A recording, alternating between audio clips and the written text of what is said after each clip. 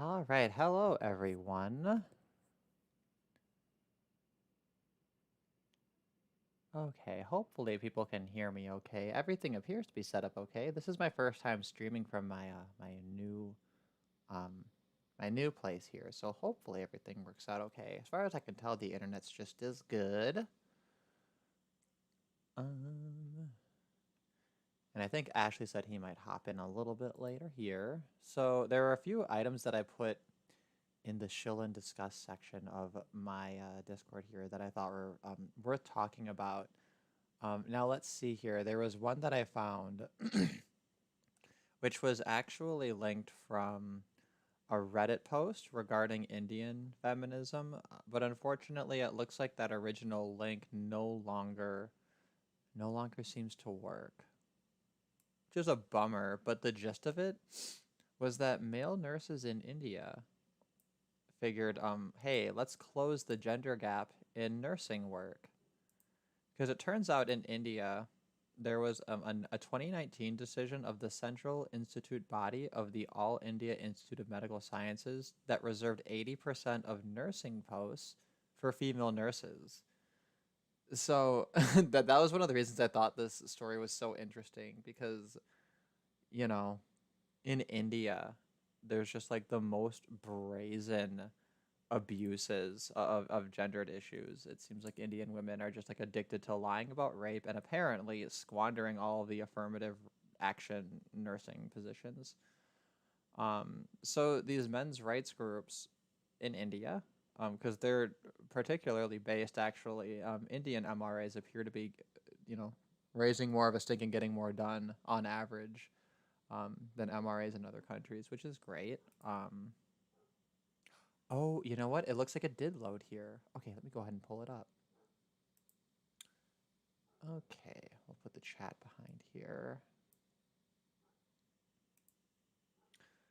Okay, and then I found the link they sent too, so let's see what this brings up.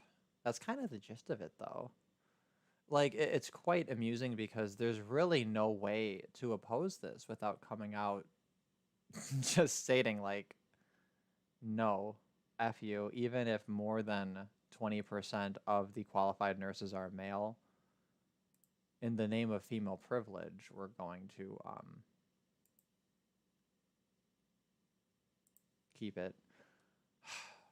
Sorry, I'm getting this. Let's see if the incognito trick works for this one.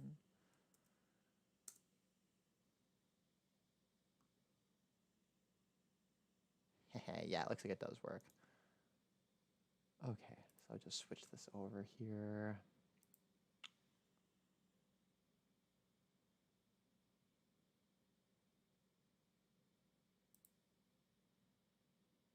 No, not that one. This one? Here we go.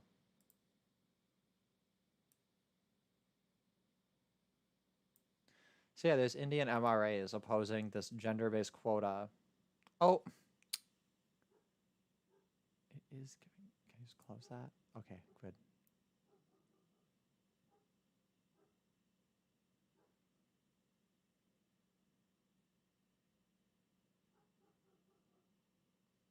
Okay, so the reason they gave for the decision officially said the CIB said in its decision that the appropriateness and requirement of female nursing staff in specialized wards is for the comfort and care of the patients. Nurses are trained medical professionals. Their role should be defined scientifically. So this is pretty interesting, right? Because without saying it, they're just saying women are scientifically more appropriate nurses. I imagine in many contexts, perhaps I guess half of all contexts, that feminists tend to take issue with this. So I think that's a little bit interesting. Obviously, it's not exactly news. Feminists being hypocrites, same shit, different day. But this is particularly brazen enough that I thought it was an interesting story, and their reasoning. This is gender essentialism, right? All of the second wave and a lot of these like third wave eco-feminists, the ones kind of falling in between those two waves, they should be totally pissed off about this. This is brown feminisms and brown feminists engaging in white feminism apparently. Let's see. Others may follow. Let's see. I see. So it looks like a part of the fear is that this is setting a precedent that they're going to have like ridiculous and arbitrary quotas to just guarantee gender policies. But this is pretty fascinating. So apparently in India, women can't even like outcompete men enough to maintain this 80% role of nursing, right? So apparently, any gender quotas regarding, male work, those can always be skewed in favor of females, but then any ones where it's already female dominated. Also, we can ensure that females keep their privilege and domination in those sectors. Let's see. Okay. So then they said the reservation is, however, welcomed by female nurses. Unemployment scenario is equal for men and women. In the field of nursing, women have played a much larger and important role. What is wrong in earmarking 80% nursing jobs for female nurses? It would definitely improve the quality of our healthcare system. Other hospitals should also follow the AIMS model. So yeah, senior female nurse at the central government hospital, just like it explicitly just says what? If it's 80% female, then that just means it's better. I'm curious though why she doesn't go for 90% or 95% or 100%. Because surely if having merely 75% female nurses relative to males, if that means that there's definitely a marked decrease in quality, surely 80% isn't some arbitrary magic number, right? In theory, she should want 100%. Maybe just women should just do 100% of all of the jobs, right? Because if we have a standard that's any different from this, that would indicate, of course, that we're implying that women aren't just automatically better than men. So if we assume as a base standard, which apparently is the Indian standard here, based on their government, that just higher percentage of female workers is automatically better. Yeah, then when I guess in India, only Indian women should be allowed to work, and the men should just kick their feet up and stay home. I guess that's what I'm reading here. That's what the government says. So I hope we learned something today. That was the first item I had here. Let's see what else is going on. So I'll hop back to my other tabs here.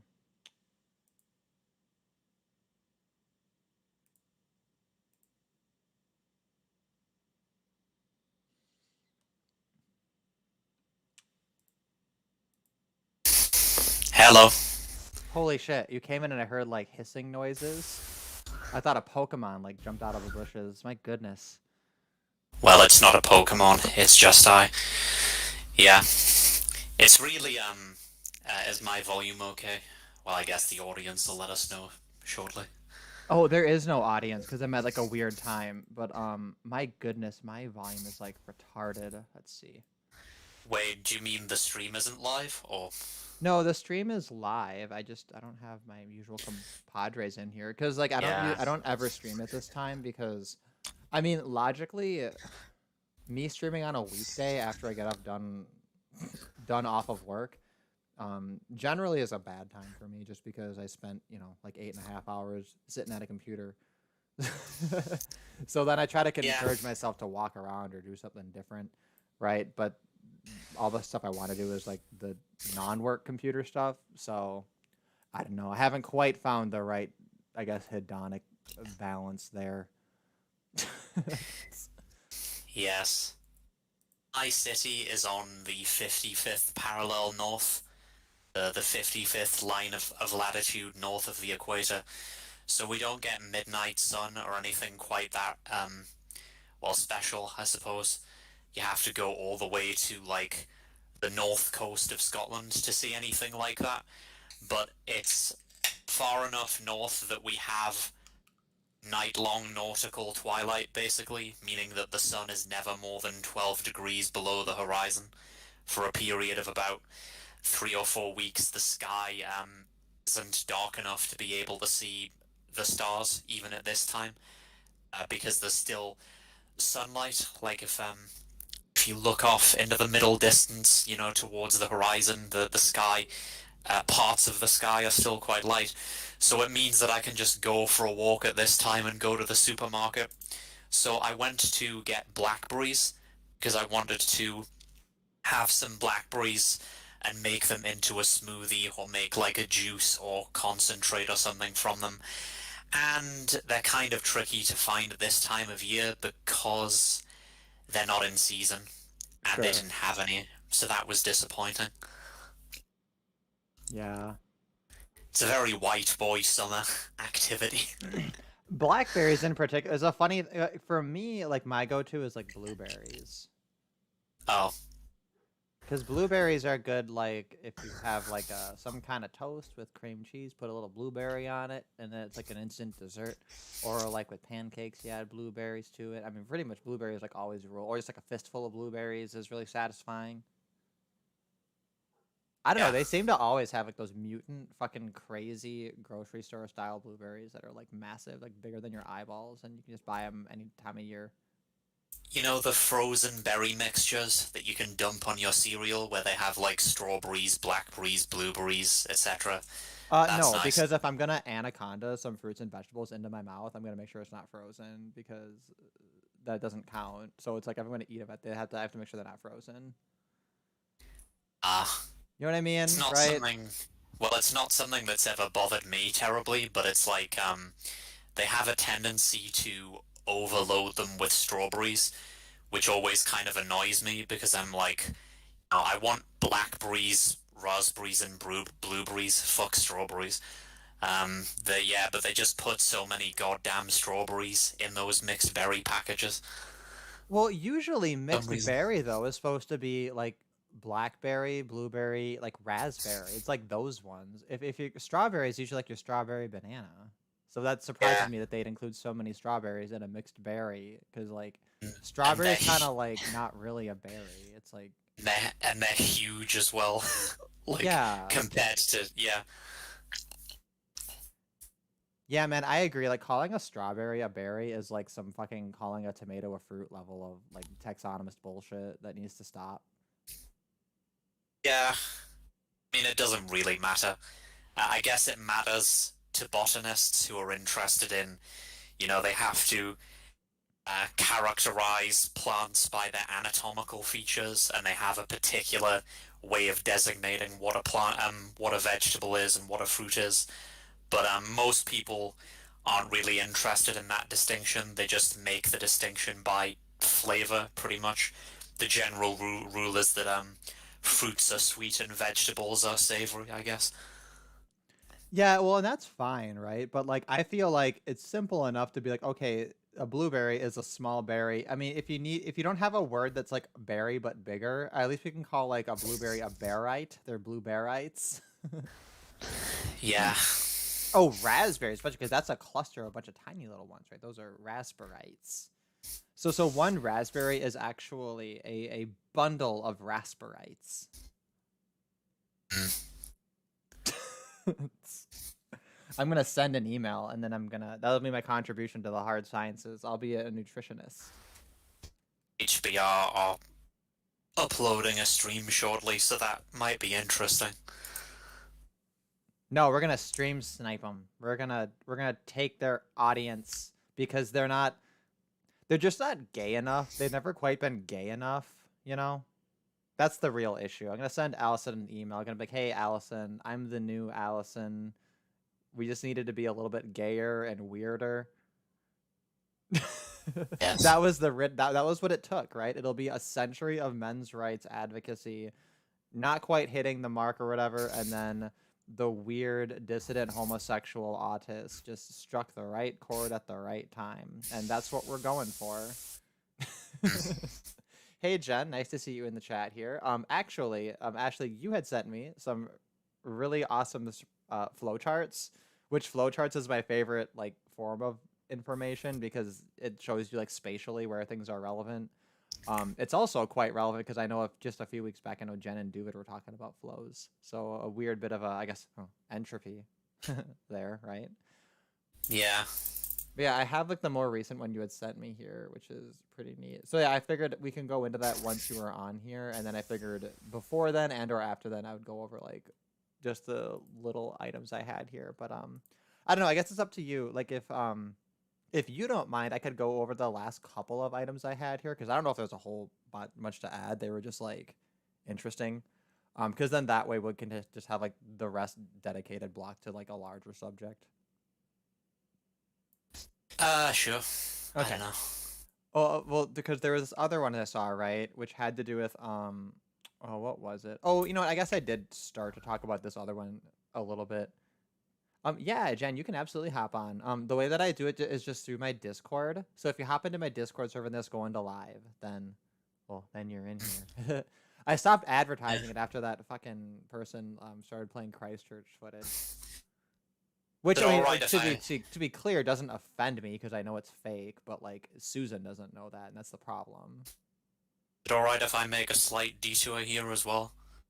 Yeah, yeah. Now's a good time for a detour, since I was detouring the So detour. there's a channel called Alt Shift X, which normally does Game of Thrones related videos, and I'm not subscribed to his channel. But recently it seems that he's been interested in a sort of world exercise, and he's trying to build a sort of world future for the human race, the future of this particular branch of the multiverse, where he's talking about all kinds of bizarre things like just basically the uses of genetic enhancement to modify the human form into different subspecies, and all sorts of weird, wacky shapes. I think the idea is that we're supposed to come into contact with a species of aliens called the Q or something like this, who enslave us and blah blah blah. It just got me thinking about like the way that extraterrestrial life's generally depicted.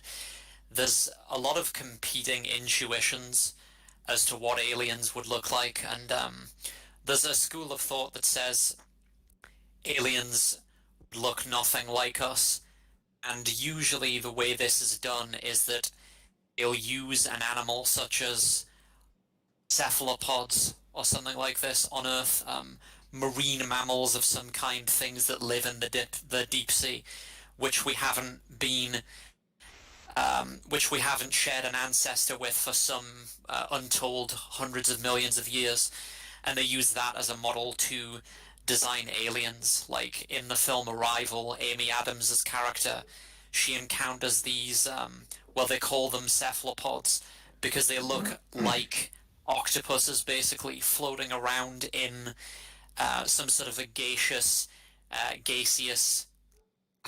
don't know, medium as they try to communicate with them and decrypt their weird language, to figure out why that they've come to Earth, the reason they've come to Earth. And it just got me thinking about this idea of like evolutionary convergence. It isn't at all obvious to me that aliens would look different to the point of it's not like what it takes to be a technologically advanced civilization is completely random, and just it follows from that logic that you would expect alien body plans to not be completely random either. It's like in the case of human beings, you know, it probably isn't just random that we're the only technologically advanced species on Earth, and we're also the only species, I think, that walks upright with two limbs off the ground at all times. There's actual utility to that. The reason we locomote like that, and we're also an intelligent species, is because having two limbs permanently off the ground like that gives you an ability to manipulate things and you know, dexterity and all this sort of stuff that you need to design tools, build cities, or indeed spaceships, or whatever it is that you want to do that, say, marine creatures probably wouldn't be able to do. Setting aside all sorts of other contingencies like the incompatibility of electrical civilizations in water for obvious reasons. But like the reason octopuses look the way they do, that's obviously not random. They're very well adapted to a specific ecological niche that has nothing to do with creating civilizations. They're very well adapted to what they do, and human beings are very well adapted to what they do. And that's why there's this idea of evolutionary convergence. Eyes independently evolved multiple times in all sorts of different phylogenetic branches on Earth because they have obvious utility. Any planet where there's a source of light, they'll need eyes. They'll need an input orifice, or as most people say, a mouth. Right. If the planet has a solid surface, they'll probably have legs.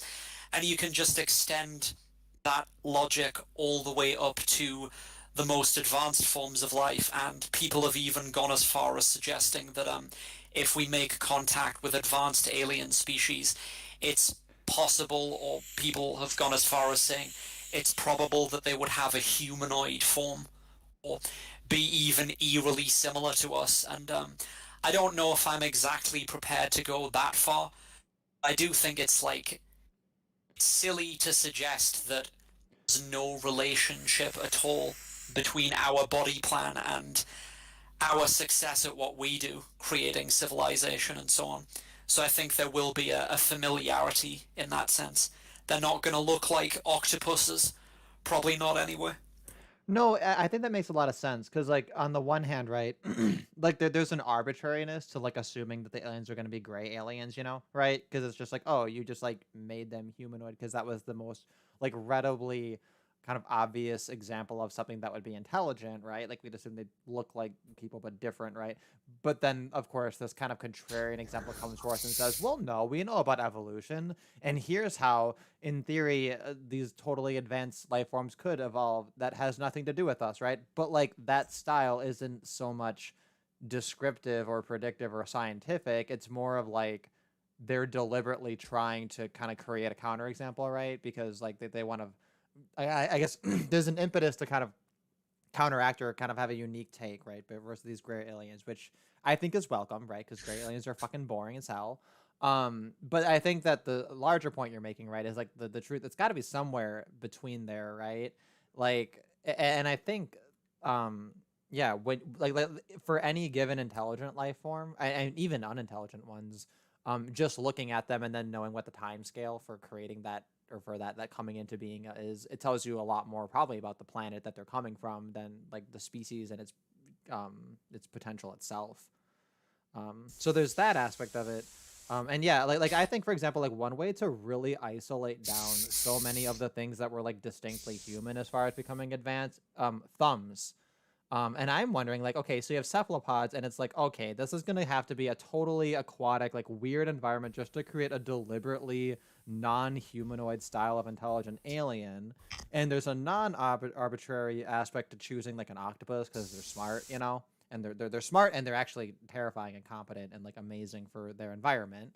But then if we were gonna try to imagine one that's like intelligent in the way humans are and on like a planet in situations similar to Earth, maybe a more realistic building and building spacecraft and shit. so Yeah, on. building a spacecraft. Right? That's part of it too, right? Because that's going to be a little bit difficult to do from underwater. And then that's why you have this hilarious depiction, right, of like these cephalopods that are like encased in a gaseous thing, a gaseous plot armor thing to make the idea work. That's just kind of Yeah, hanging out there. Well, what if it was like half octopi, half monkey? Right? Kind of like an octopi that has all of that, but then it like goes onto land, starts to get furry, and like each of the 8 tentacles have like a couple of thumbs, right? Because I think yeah, thumbs, right? Because like I could see that, and like that would be a cool, kind of unique, kind of an alien, like a hairy, like octopod monkey thing with like 8 thumbs. yeah. They Something might that do it. They'll do walks it at least eight upright. times faster than we could do it. Yeah, something that probably would walk upright and have like finger dexterity and all that, or something equivalent to that. But yeah, that there is obviously a lot of really low effort uh, humanoid aliens in sci-fi, basically because of the special effects budget, I guess. Vulcans and that kind of thing in Star Trek, where they just look like people but with funny haircuts and ears. And that is Yeah. obviously just born out of laziness. So, Oh my God. No, I have to ye- push back on this a little bit though, just because I'm a little bit personally offended just because I love Farscape so much and they did create different alien races and of course they are all humanoid, right?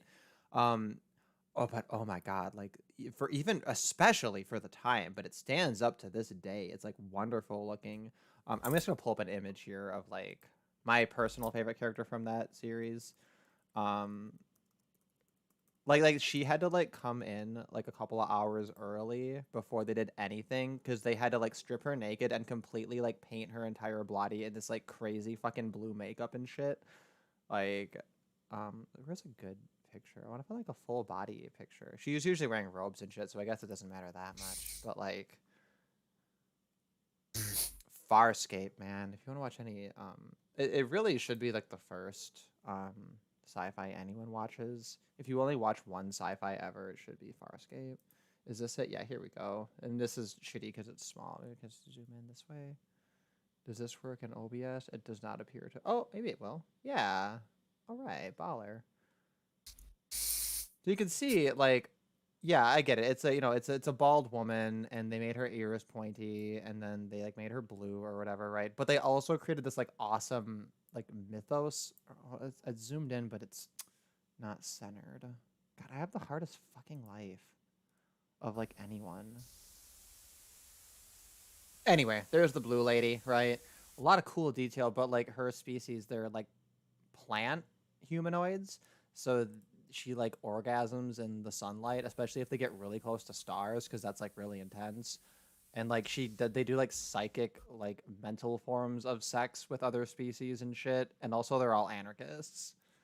So basically the recipe for the yeah. coolest fucking aliens ever. And then the other ones are like, there's other ones that have like tentacles for their beards and shit.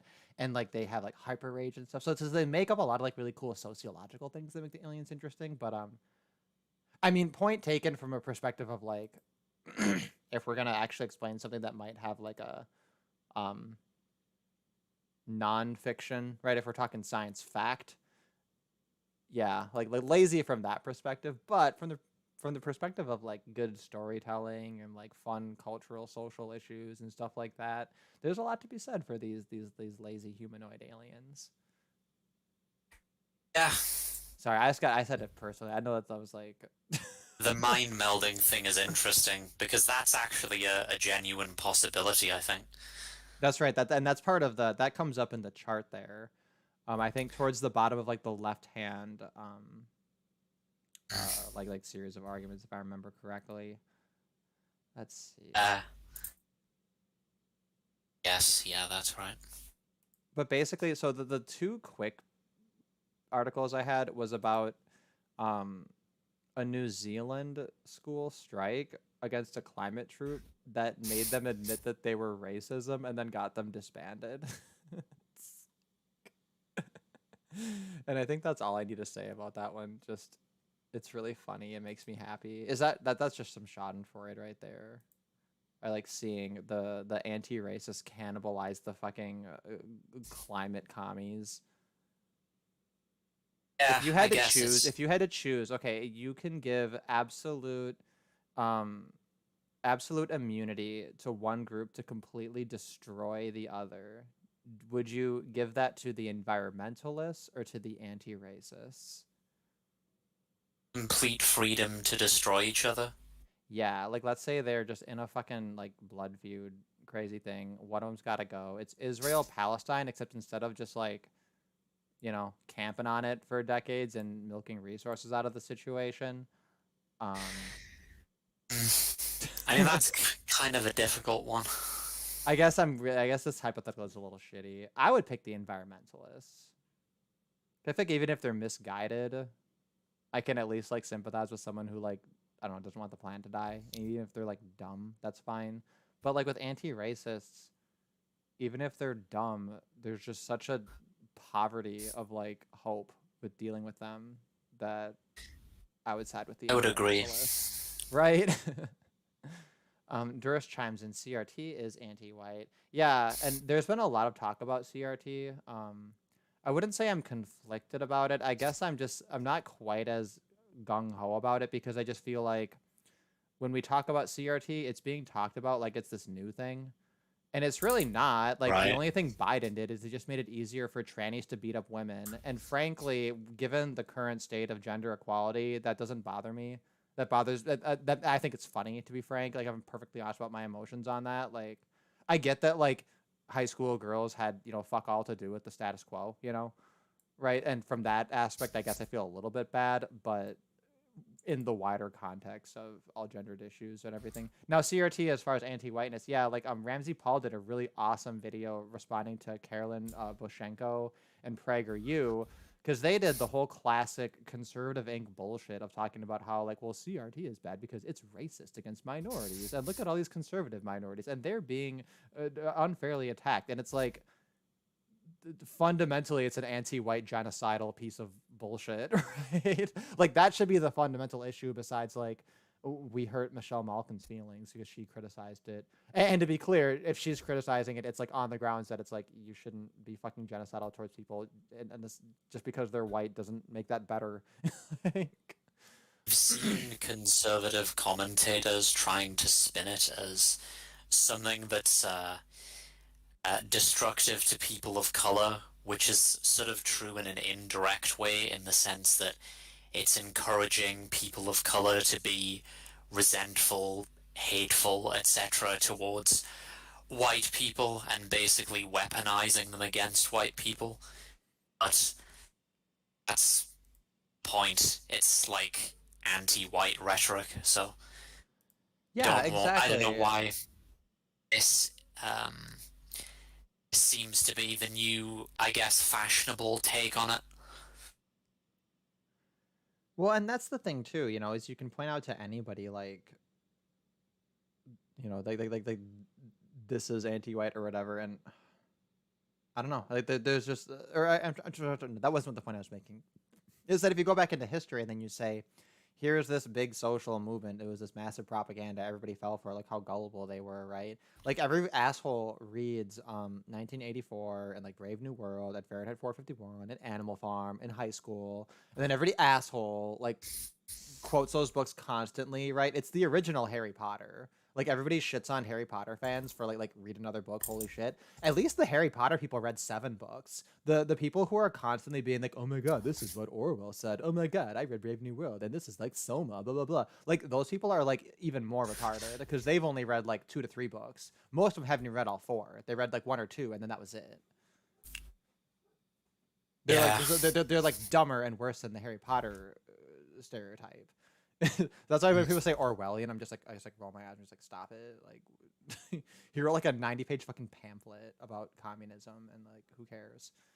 Like, yeah, we get it. Communism's bad. that and 1984. He's probably better known for that. Oh, did he write both of those? Oh, okay, that explains. All right, I guess that justifies the adjective What use. was the Well, first thing that you thought he wrote? I said Animal Farm, and then Yes, I yeah, forgot that's about right. 84. I'd probably give his name either way.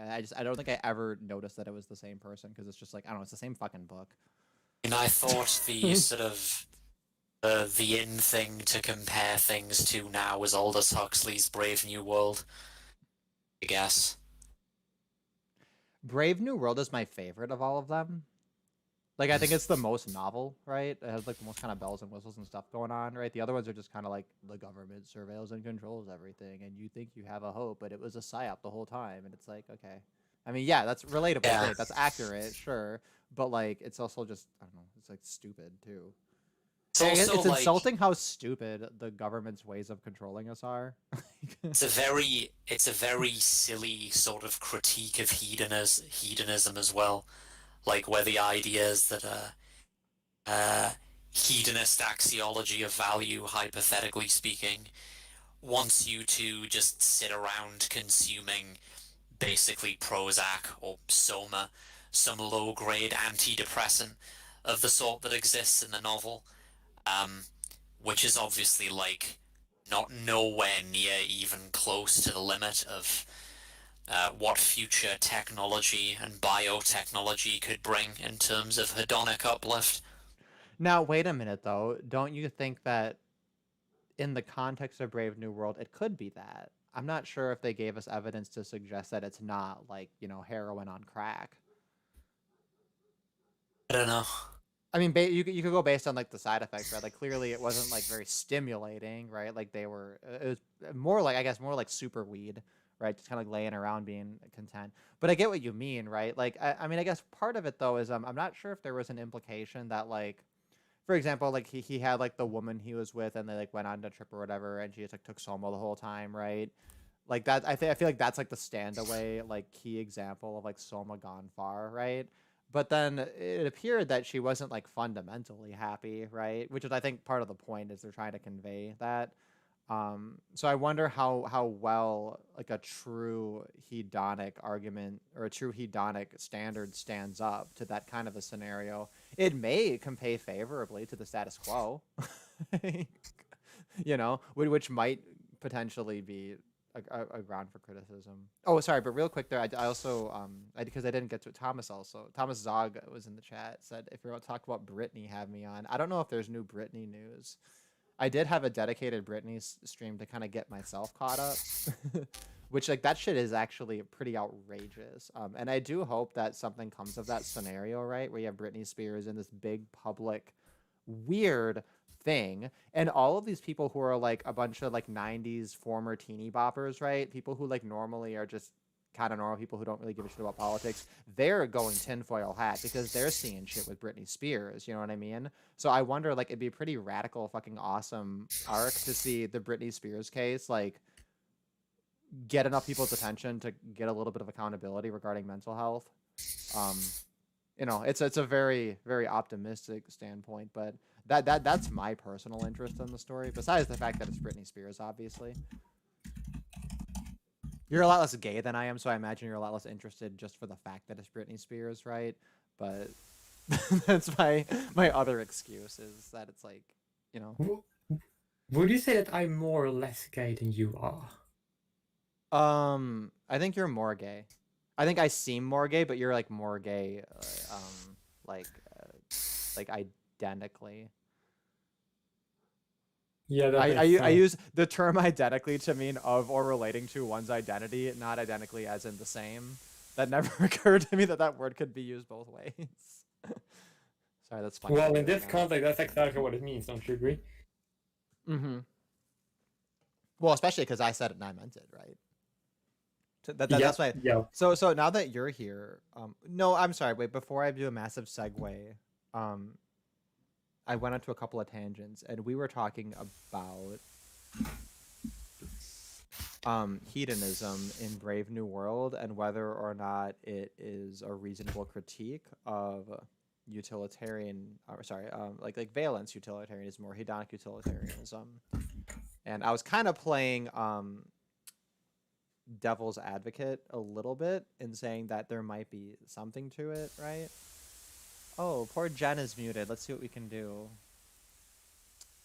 Jen, if you can hear me, it might be related to your audio and video settings in Discord, because I know that you're not a big Discord person. I think you got Discord just for me. So then I think that it is probably just your settings and that they just need to be reset, because it won't let me do it, and I don't believe I have anything in my channel that stops people from just hopping into the live and then shouting the N-word over and over again. May I just like? No, you don't have a hard R pass because I'm not black. Okay, well that makes sense. But like, I was like, just going to say that like, may I just say something about utilitarianism while we're at it? Oh yeah, Because I think we're probably gonna get pretty deep into utilitarianism, and like part of it, right, is that actually like what you put together, this proof for objective morality, it but I'm like so pissed off that it's linked to utilitarianism, right? Because utilitarianism is basically like the philosophy F word for all libertarians, you know? Kind of like how libertarian is the philosophy F word for literally everyone else. well, I actually have a way of counteracting that if you want to hear it. I mean, yeah, you can come out with that. We can see it so that doesn't get resolved later too. Mm-hmm. Like a while ago, I was like thinking, and I came to the conclusion that utilitarianism is incompatible with anti-racism. Utilitarianism is incompatible with anti-racism? Yes. Well, yeah. I Be- mean, a because lot of it, yeah. because the idea of something having a utility, right? If you really believe like that utilities are like valid or valuable in and of itself, then and only if you care about the planet and about the world and see what's more what's good in it, and you use utilitarianism to way of achieving that, then if you go to the conclusion there are too many humans in the world, but then use racism, well, not really racism, but then you just use common sense to say, well, we people that share my genetic ancestry are not that many people in the world, so therefore humanity might be overpopulating, but we people with my closer genetic ancestry are not, and because of that, it is not really. Yes, therefore, I use, and people can use not racism, but like racial thinking as a utility in order to.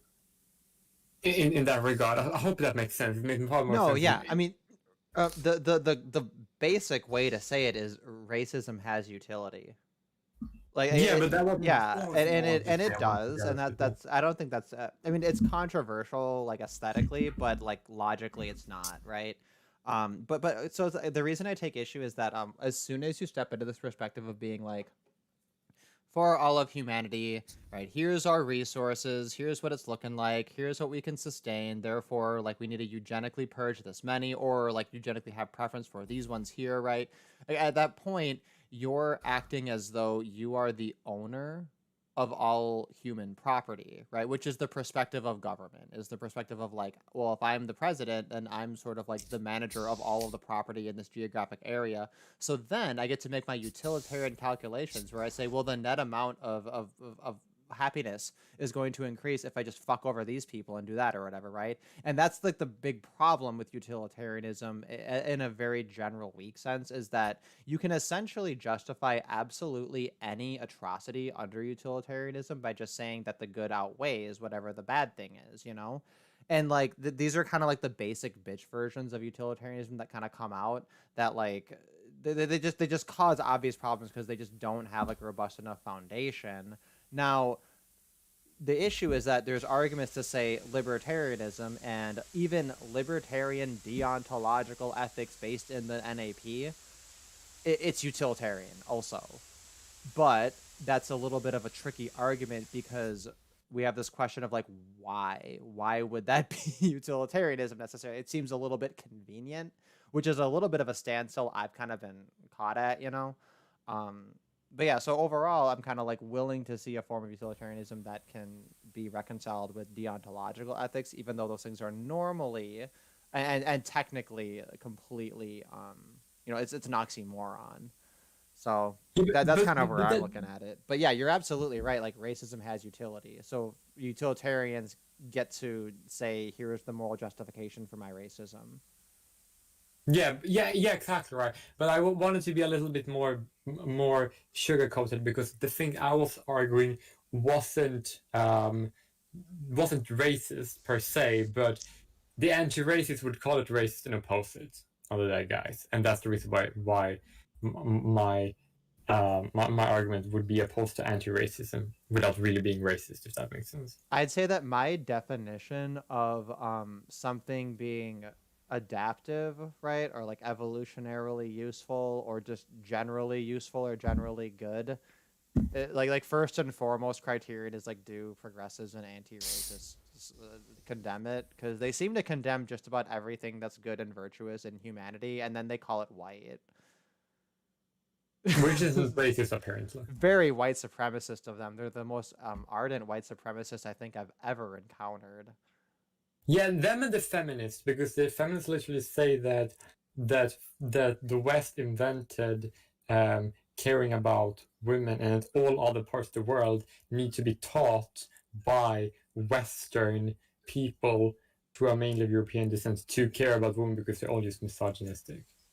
Like, imagine, for example, you have on the one hand, you have like an actual KKK member, and he's like, I don't like the blacks and I don't like the Jews because the blacks have big dicks and the Jews got big brains, and I'd rather have my own society to avoid all that and be left alone. Right? So there's that perspective, and then the other one is like the like progressive anti-racist who's like logic and mathematics and all of construction and all of the roads and government and progress in society is a white construction, and the white man has produced all of this wealth and needs to give it over, blah blah blah blah. Right? It's like clearly the white separatist is almost like in many ways like a white inferiorist,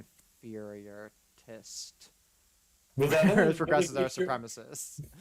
but here's the deal: if they are thinking that they want to escape the other races because they think they are inferior to them, then here's the funny part about that: then they are technically not racist; Hi, they're Jen. technically reverse racist, right? Oh hey Because Jen, I think Jen's in here with her stuff working. Hi. yeah, I also that's nice. Can you That's hear really me? cool. Yeah. Yeah, we can hear Yeah. you. Oh, thank But God. I would Nice just to see everyone. Yeah, absolutely. It's Hi. been a minute since we talked. So sorry, Jay Will is like dying to get his last thought out here, so we'll Yeah. give him a minute. And that was that that if they just want to escape the other races because they think the races are better than them, and racism is thinking that your race is better than other races, then they would technically be the reverse of racist. So they technically would be reversed racism rather than racism. Like my whole thing is like if somebody wants to say, "Hey, I'll agree to not rob you or murder you if you just say that your race is the worst," I'll be like, "Okay, like yeah, white people suck, so don't kill me or murder me." Can we agree to that? Is that equitable? Is that fair? Can I make that exchange that if I just say to you, I think white people suck, then you're just going to agree to not like rob me for no reason or like murder me for no reason? Which is something in a way, agree with, because the people of European descent are far more likely to be anti-racist when I talk to people of any race, which is like a clear shortcoming. So, like, I don't think that all races are exactly the same, but I don't really think that the European race or white race cannot be superior if the most unnatural way of thinking is the most common with that specific race of people. It doesn't really make a supremacist of me, if that makes sense. Well, but that might just be an argument based on what's popular, right? Or it could be a might makes right argument. But I don't know. I mean, I guess one argument, another way to maybe put that argument is to say the fact that we're having these kinds of conversations about like white races potentially, I guess, getting extinct or whatever, just based on like being too polite and too accommodating, that seems in and of itself to be evidence that white supremacy, it's got a couple of cracks in the foundation. If you want to make your white supremacist argument, I think that maybe there's a couple of arguments you can work off of, but like there is this massive fucking crack in the mirror, which is like literally it's like white people set up governments that just immediately subverted everything white people do to try to get them all killed, and now they're just like trying to say, well, don't do this because it's racist against black people, and then the results just seem kind of predictable. It's almost like that if you, for example, are the only one that doesn't have an in-group, then you're going to be the preference, you're going to be the loser. We can see countries such as Turkey and Israel say like, oh, as long as you have the right ancestry, you can come back, even though you never lived to this country, right? Then you have countries in Europe say like, no, we can't be racist. We cannot say people of our descent can come here and process. We cannot be accommodating of everybody, which means that what they've basically done is that people of their specific country origin are going to be the global disadvantaged groups of ancestry groups on the planet. You know what? There's Which is actually like, another way to make that same argument, which is to say, once there's like quotas regarding immigration or things like that, that's very similar in structure to a eugenics argument, especially if you consider that for what they're saying, right? Like, these are refugees, they're fleeing for their lives, it's all war torn, right? If that's true, then by setting standards and quotas, particularly ones that like preference particular races or whatever, it is a racial eugenics program that's being supported by globalist forces. So I think that's one way that I would see it, which is actually kind of a. I feel like that's a problem for a lot of immigration arguments that are selective, Yeah, I mean, like, well, a very easy libertarian argument could be you can come if you have a place, if you find a place to live and somewhere to work, as long as there's no government program to help you out. Which would actually, in an ideal world, to me, that would be quite all right.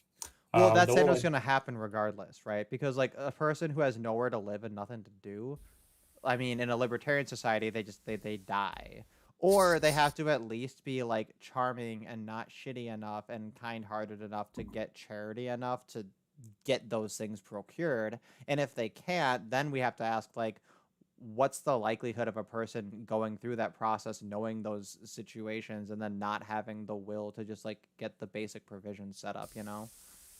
Yeah, but my point was more like that would be if I have a standard for immigration, right? Then people being able to do those two things would be would be a decent libertarian standard for immigration. But if that makes sense to you. Well, yeah, but like, okay, so there's infinite positions, I guess, between the status quo and between anarcho-capitalism, right? And yeah, they're all better. They're all better, and like, but like, I guess the only time you'd ever consider one is if there was a real political will to have something like that happen, and there is none, and there never will be. The government will never reduce size, and that's just like a logical law. That's a lot. That's probably the strongest law of reality. I would sooner see like conservation of energy get violated before a government like voluntarily or because of what people said reduces in size. I mean, like, I would say that I do think, but I don't want to go. Don't want to go on a tangent that fusionism could be one of the only way that could happen in my humble opinion. But I don't want to go there yet. No, What I and we want, won't. But it will be relevant later. So yeah. But I wasn't. I was going to finish another thing. I was okay. started, and that is that because we don't live on the, because the problem with today's immigration is that people who immigrate, they don't do it because they find work and a place to live, right? They immigrate because they either illegally or just come to the country, and then the people in country are being extorted of their wealth, not only private property but also collective property, to give gifts to immigrants, to have a voting base for the people, for politicians, and the politicians are actually committing genocide because that is going to reduce the fertility opportunities for the people that are already there. Yeah, I think that that's true, right? Because if the government subsidizes it, then for multiple reasons it's like not natural, and then it's also going to like displace, right? Um, the all of the first of all the wealth, right, from the people who are there.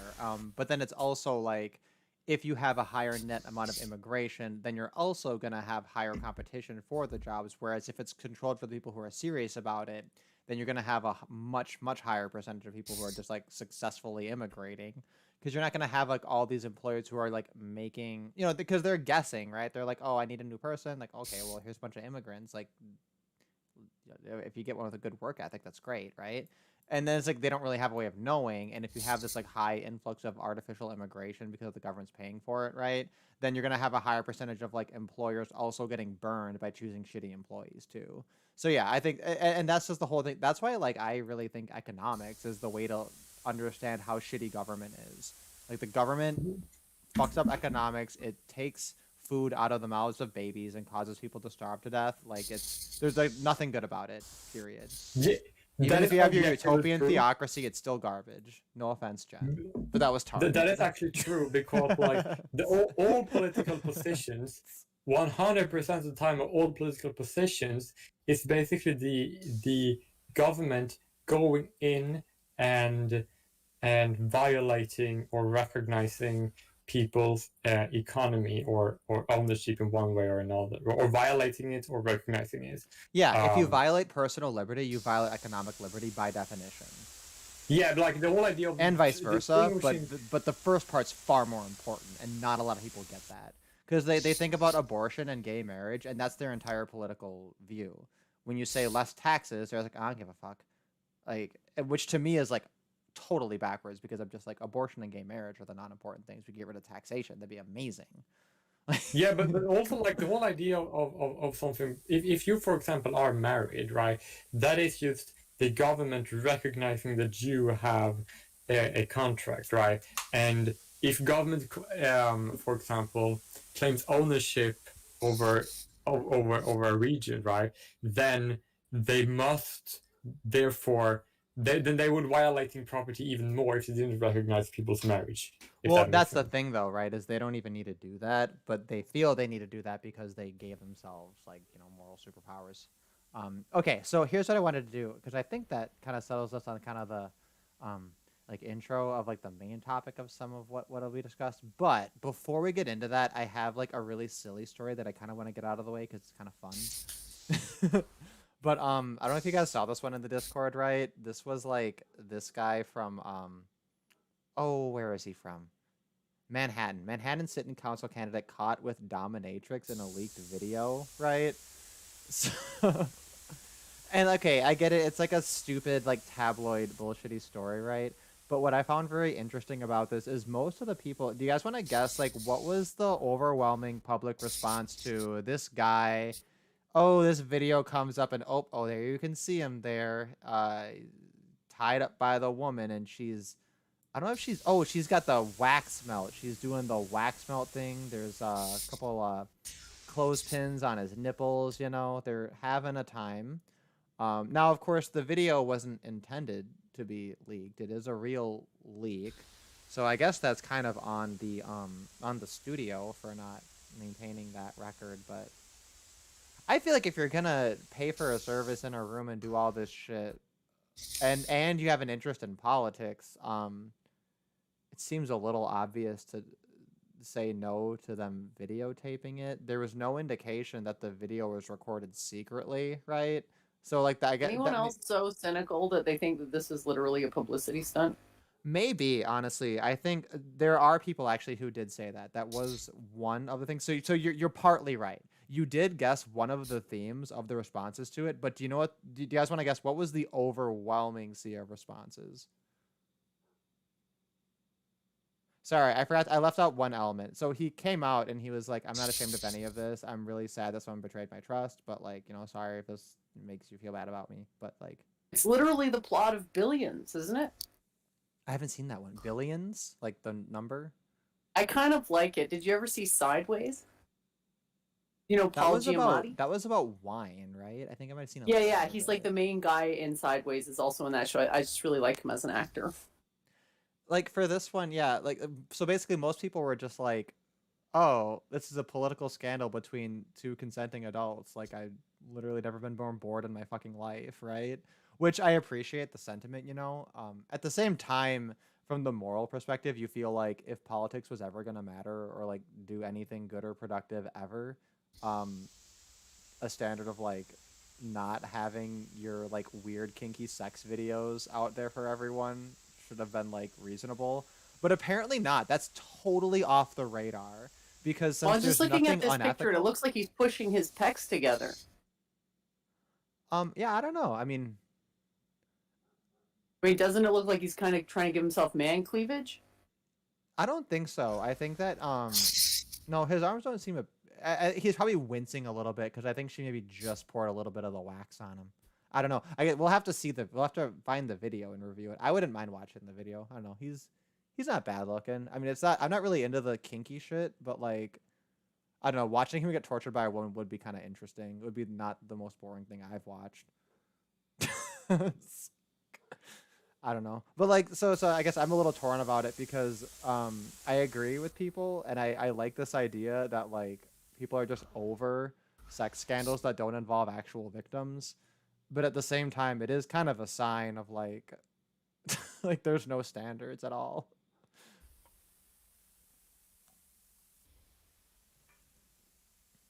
Sign of a collapsing civilization. It really is. But you know what? Maybe we shouldn't shoot the messenger. Maybe we don't need to put clothespins on the nipples and drip wax on the messenger, okay? They're just the messenger. All right. So anyway, that was just a stupid little thing. It's kind of peak 2021, isn't it? It's like this thing happening, and nobody caring. The And peak it being the 2021 plot is of a fucking TV show. dude, Aliens happening in this year and no one gives a shit. We're just like, oh my god. I gotta, like I saw a meme, right? The aliens show up and they're just like take me to your leader, and then it's just a doomer who's just like, I got a lot going on right now. Like I don't want to talk to you. It's like it's been a rough year, man. I feel like that's the vibe. Okay, so let me just see here. I got this chart up here, and okay, it's quite small for the screen. So let's see what we can do. I wonder if I can open this in a browser window, and then that might allow me to kind of zoom a little bit better. Oh wow, that sounded stupid when I said it out loud, but it looks like it'll work. Okay, just give me a moment here.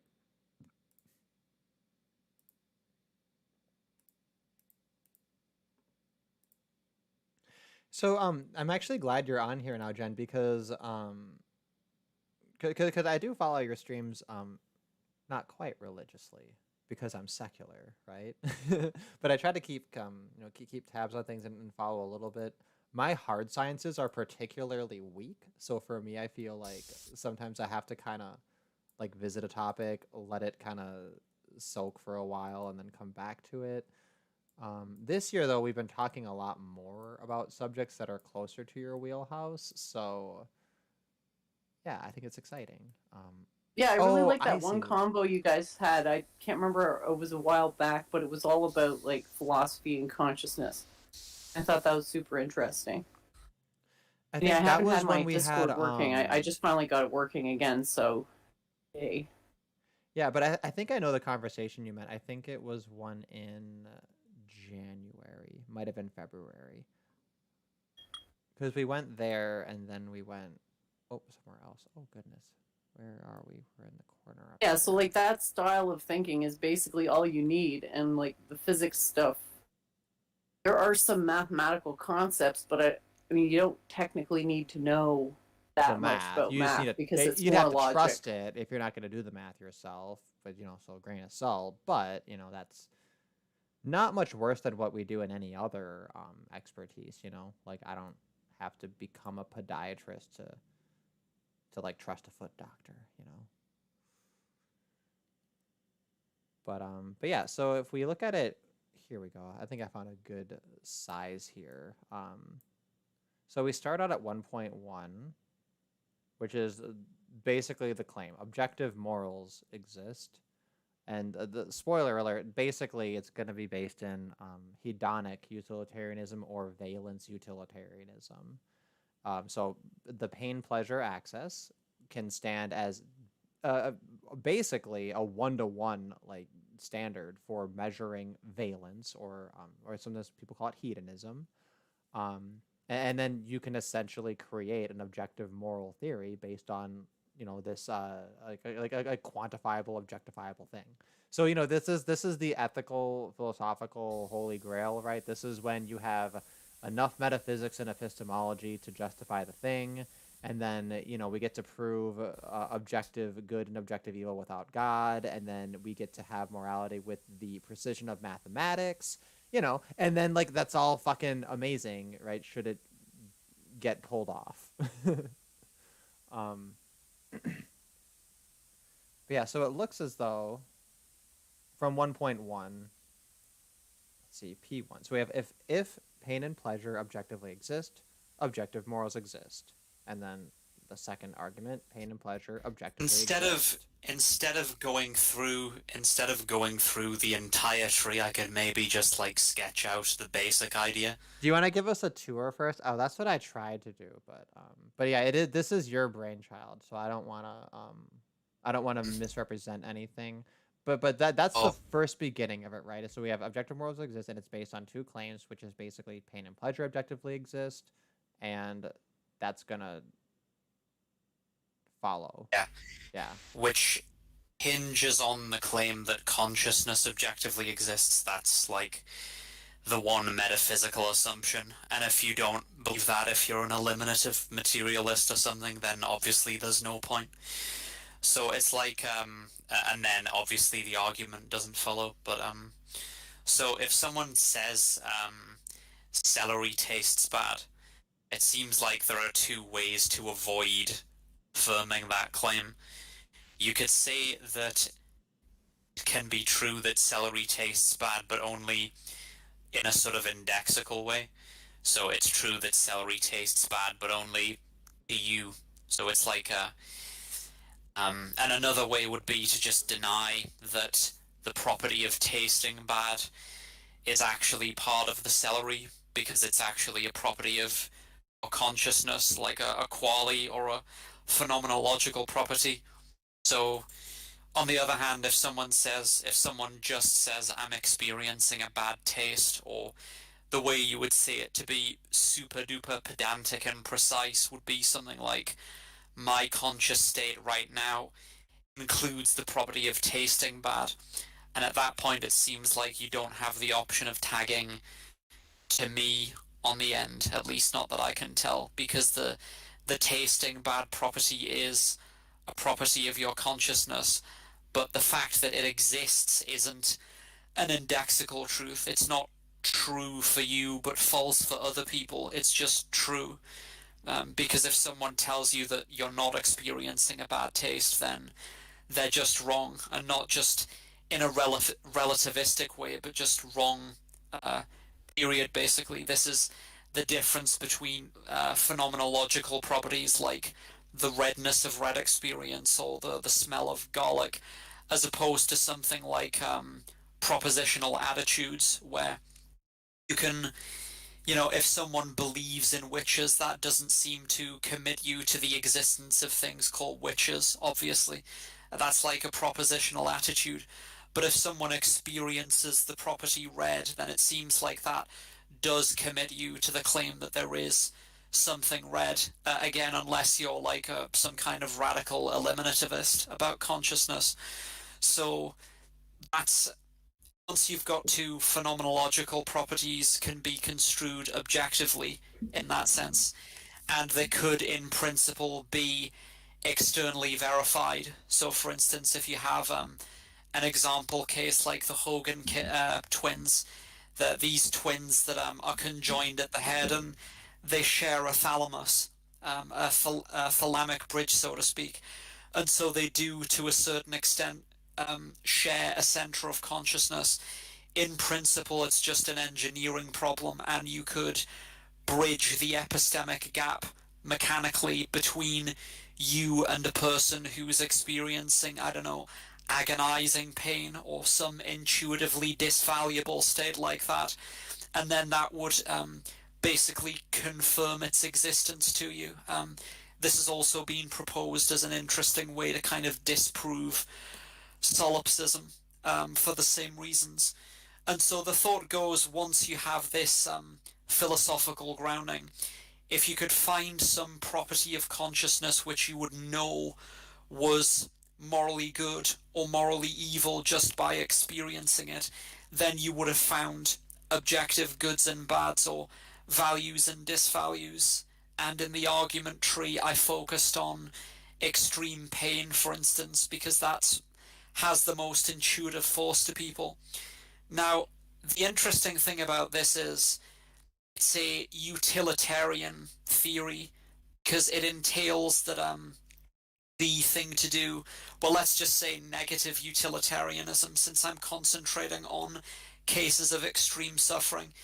It implies that the thing to do is to minimize disutility for the purposes of this argument. I don't claim that that's all that's valuable. I think that positive states matter as well, but let's just say for the purposes of this argument, to keep things simple, it's difficult to square this with deontology, which is difficult because deontology is part of everyday moral reasoning, and the same would also be true the other way around.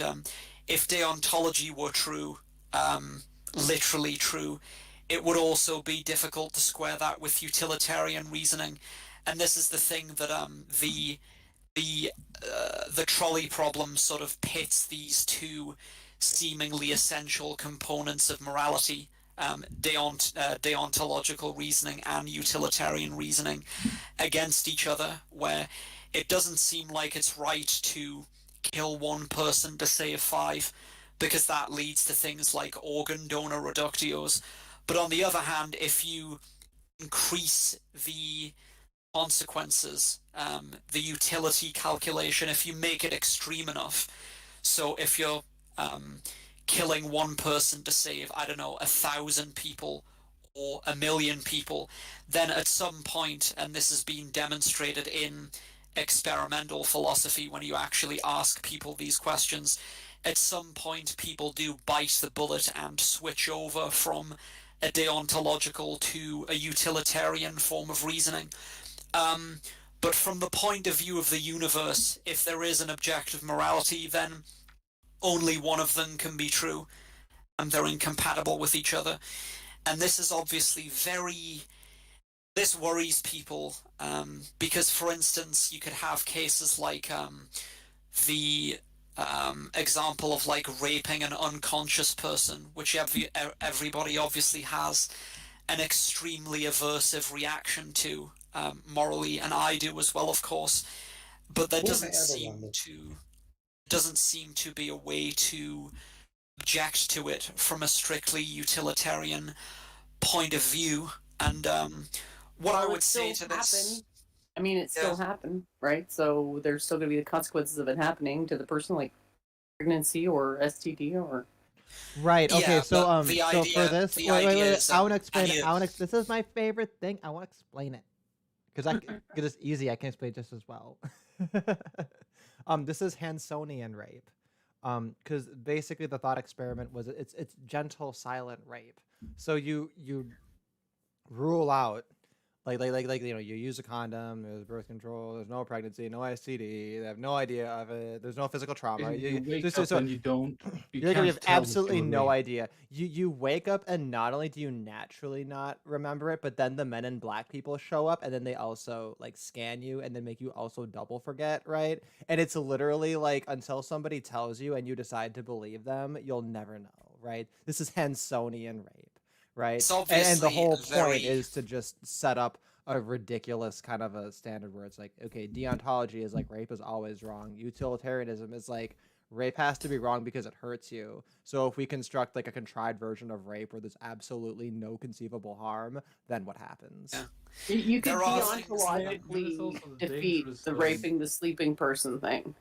Yeah, There's also easily. the dangerous middle ground with like circumcision with male mutilation. Like we do it to 8 days old boys, they won't remember it, so it's not a big deal. But like, Yeah. The logic is like very flawed. Yeah, okay, but here's the thing. You could only have Hansonian circumcision if you were able to sedate the babies also. But also if But you like can't. but also if their foreskins just like grew back the next day. Like you need both of those things for it to be Hansonian circumcision.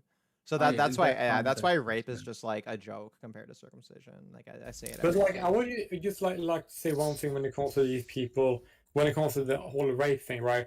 I say that any, not just people who are okay with circumcision, but anybody who would vote for affirmative action for a race or gender or for a male-only draft, right? Especially if there are people who would benefit from either of those things by not being on the losing end, right? Anyone who this person who does it, right?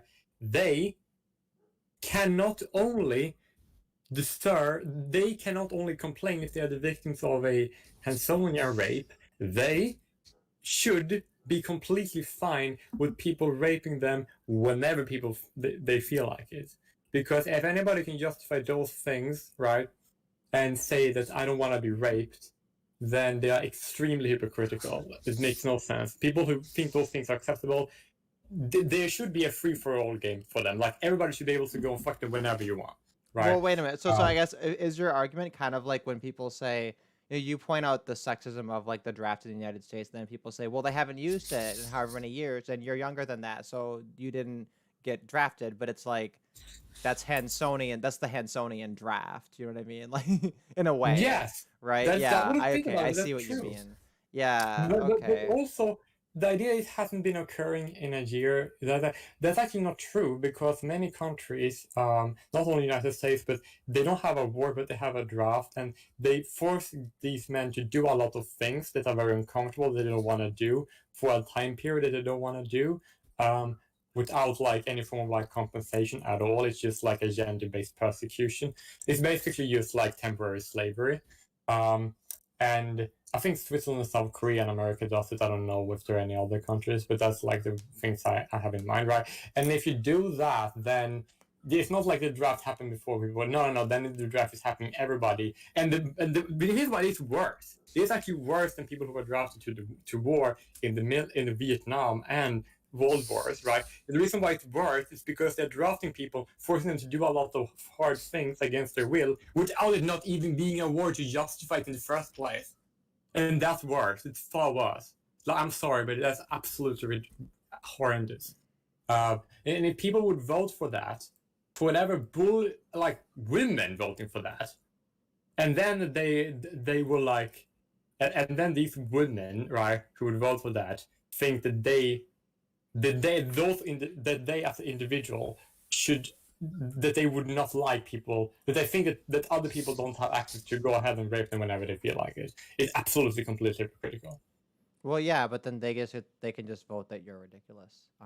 But yeah, so let's go ahead and get back to the. It's just Oh, one sorry. thing- just Oh, one I was thing just gonna about- Fleegan. Wait, stop! I'm trying to introduce you because you were never introduced. Fleegan's here. It is. Okay, and now you can say what you're gonna Look. say. The thing that Ashley you mentioned before, like when it switches between like if it's the trolley problem, like 1 against 5, and people switch when it's like a larger number. Like the thing that kind of baffles me, like in the when they are asked, like they just assume that would be true. That if you kill a person, 1,000,000 people will not die. You know what I mean? Like, how the fuck would you trust someone to tell you if you just kill this one person, 100,000 people will live that would otherwise die? Like, how the fuck does someone have that much trust and authority to believe that this is true, that this is a true statement, and then they kill someone? It would be more true if somebody, for example, themselves say that if they don't kill them, like if they can prove it, right? Here's what would be more true, right? If someone, for example, say that they were going to vote for policies that would take away your autonomy or property rights, or implement policies like communism that would kill people, right? Millions of people, then they are saying that if you don't kill, here's actually an argument a wager I have for libertarianism.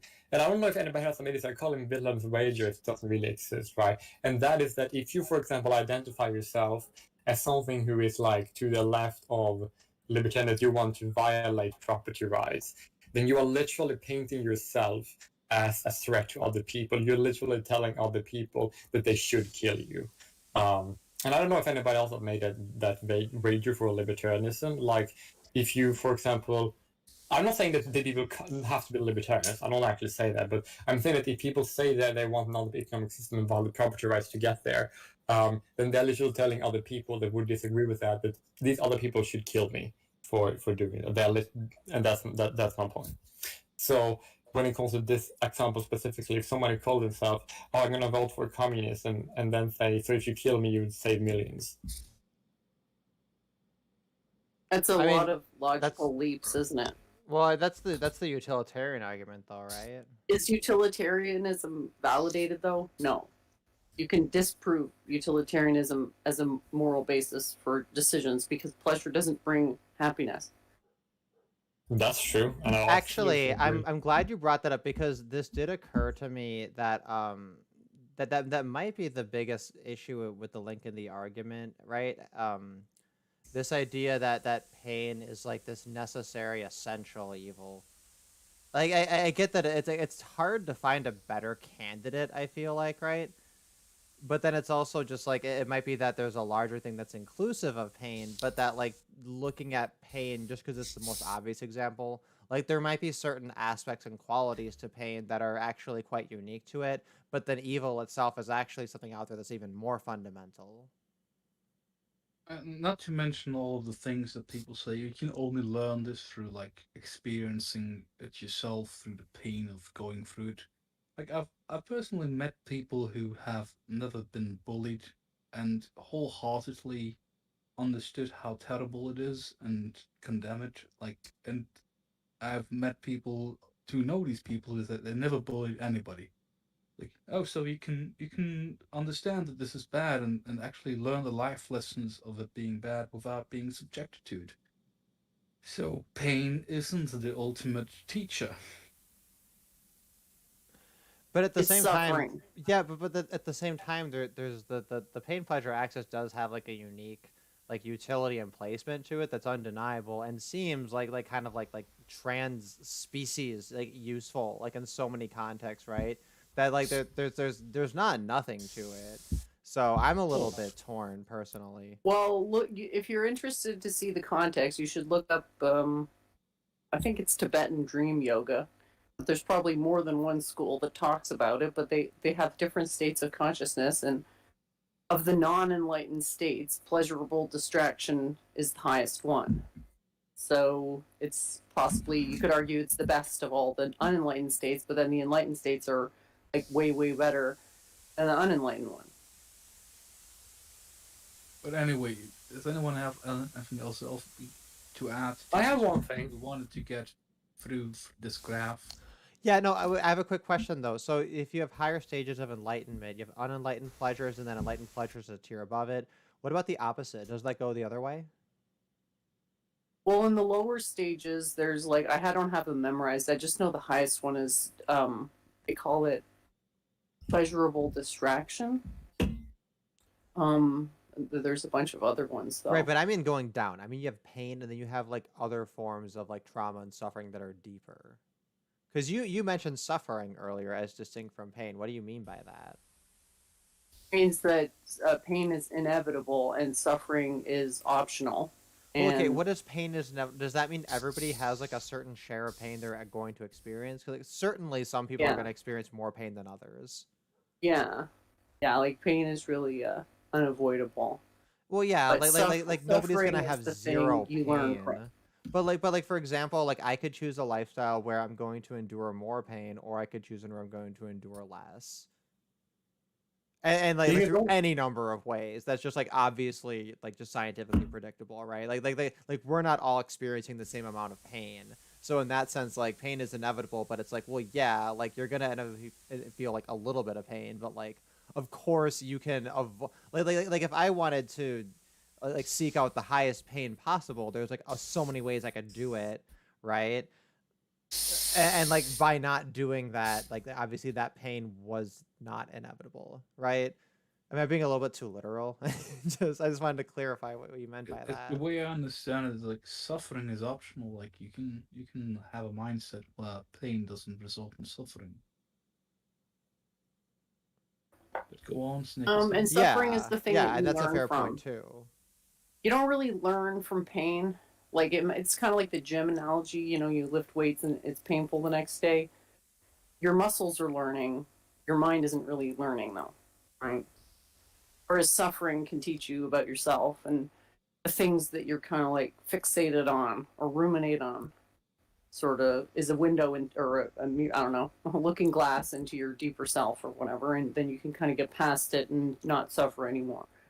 But you can always experience pain. I mean, just built into the sensory experience, I think. Okay, so I think we might have to put a benchmark in there because what I was kind of investigating was if like this idea of tiers of enlightened versus unenlightened pleasure, and then simultaneously going down where you have pain but then suffering. But then it appears this isn't really a tiered issue; it's more of a forking thing. But the reason I thought it was worthwhile to kind of expand on that was to see if there was maybe an analogy that applied straight to the pain pleasure axis, because that would have been really convenient. Um, so of course that was not quite the case. So I think we should maybe just like, maybe it's helpful to kind of think of those two structures, right? We have a pain pleasure axis, and there's potentially, there's an argument to salvage utilitarianism, because I think all of us kind of are of a shared opinion that utilitarianism, like as presented in many and most of its forms, is like garbage, right? So specifically, there's an approach here that's its own kind of novel thing, and I guess I want to seriously consider if some of the criticisms brought up earlier actually do apply to this. But it does look like the biggest, I think, link is going to have to do with this argument that like pain and pleasure is necessarily linking to good and evil, and I kind of have an egg in each basket there. May I just reply to the trolley example before we move on? Yeah, yeah. Yeah, and I basically feel that I think a lot of you are missing like the obvious answer or the trolley example. A lot of people might disagree with me, but it's completely fine because it is just what I would do, and I can rationalize why I would. If I wasn't in the trolley example, right, I would probably choose to save. I wouldn't care about the group size and what I would need to do to save who would survive or who wouldn't. I would just make the decision that would lead to the people that are more genetically close to myself who would be survive regardless of who they would be in this example. And It's so and the reason why I would say that is I would because choose the racist thing. So wait, yeah, Jay Willie, would you trolley problem murder 1,000 black Africans to save one little white girl? Is that what you're telling us right now? well, no, because like it's very a lot of things just depend on circumstances. Like the Oh wait, idea so, that maybe each of the 1,000 black people, they still have like a tiny bit, right, of what you consider human in them. So no, then I they think add all up I to think like a little actually girl and a half if you got enough of them. Is that If, the no, calculus? no, that's not what I would do. combined I have think the same amount this of trailing. Breton DNA as one pure Breton girl.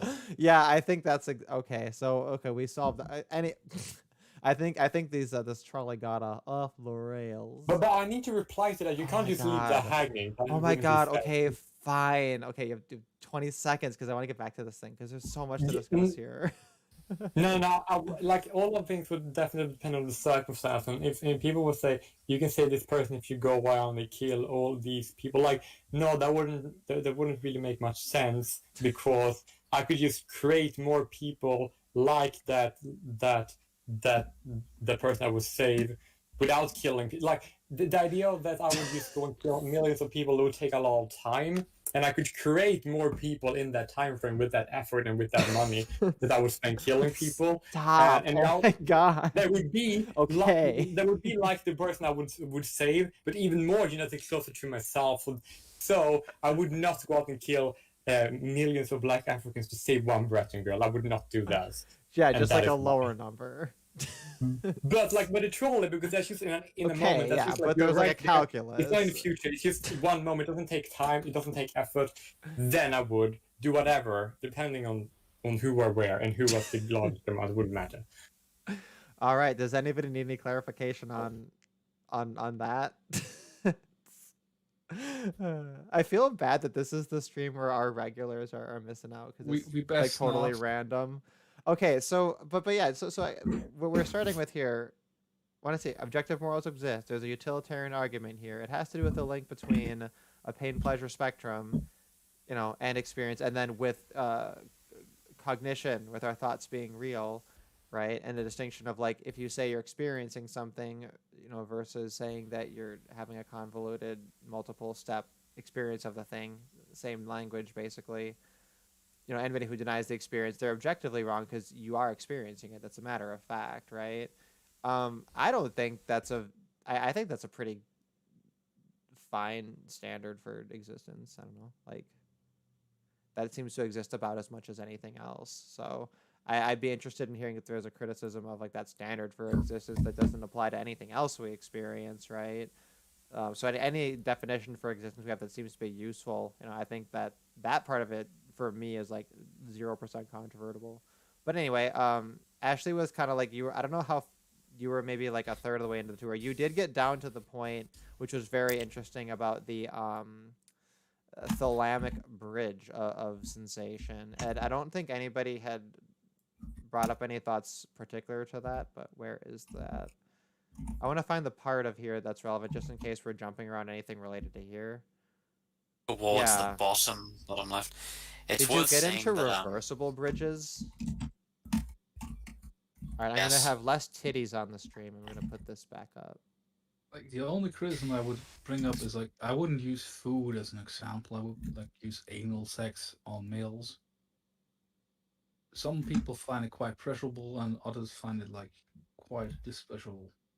But that's just me going to the extremes. Oh, there we go. Instead of the pleasure plane, it's just the anal act. Oh my god, we could have an analist utilitarian argument here.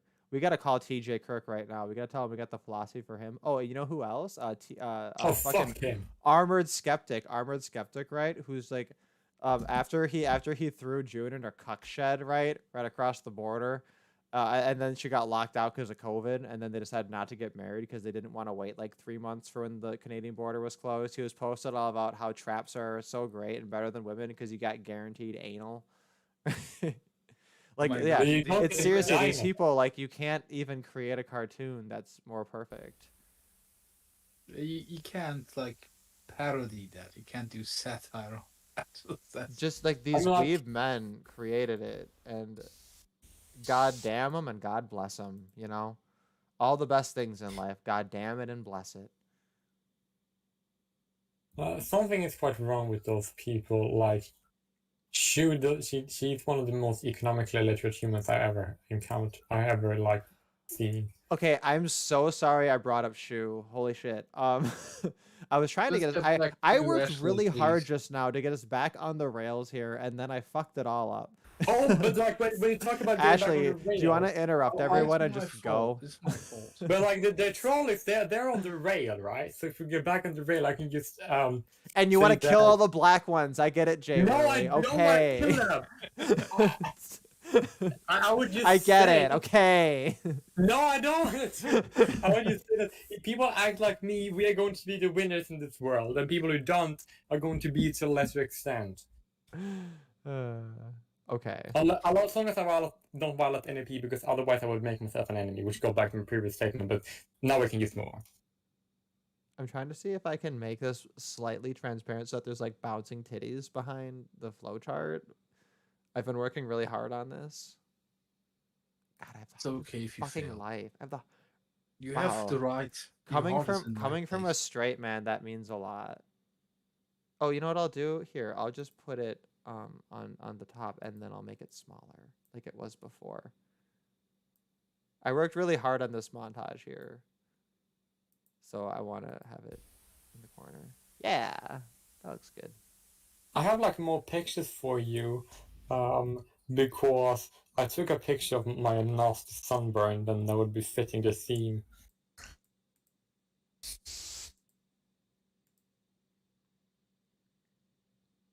I feel we're straying further from getting back to Ashley. I'm going to mute myself. I'm going to be walking around and I'm just going to let you guys manage each other. I am going to be listening and I will be typing and I'll be looking over everything in the chat and everything. So- But I'm going to be personally muted because I got Burger King and I want to eat it and I don't want Oh, to excellent. ASMR. Yeah, their jalapeno poppers Some- are garbage. I don't recommend them. I mean, they taste fine because they're cheesy, but there's no actual jalapeno in them, so that was a mistake. I mean, there is like $2, so it was not a mistake. Their mozzarella sticks are fucking Value Town. Anyway, sorry, I'm gonna shut the fuck up now. Go on, Ashley. Yeah, it's worth stressing that this particular variant of hedonistic utilitarianism uses a definition of the pleasure-pain axis, positive and negative value, which is a bit different maybe from the way that it's normally construed. So it would include things like, I guess, the pleasure of orgasm, or, I don't know, snorting coke, or sort of low pleasures, I guess you might characterize them as like this. But the idea is that there's a common character or property that unites those experiences with, say, states of meditative bliss in Buddhist jhana meditation. And it might seem like it's a bit of an extreme leap, but the way that and you can just look this up on Google, it's pretty interesting. there's a theory of basically pleasurable and displeasurable experience. It's called the symmetry theory of valence. The idea is that the whatever the substrate of consciousness is, you can characterize um, how positively valenced the experience is at any given moment by how symmetrical it is, and how that actually gets cashed out, I think, is a bit complicated. Something to do with patterns of neuronal firing or connectome specific harmonic waves, this kind of thing in the brain. The more symmetrical those entities are, whatever those kind of basal entities are in the brain that are contributing to the experience, the symmetry of those objects is what contributes to the hedonic value of the experience. And then conversely, how experiencing extreme pain or extreme either physical or mental pain would correspond to how much asymmetry or anti-symmetry there is at the substrate level or at the implementation level.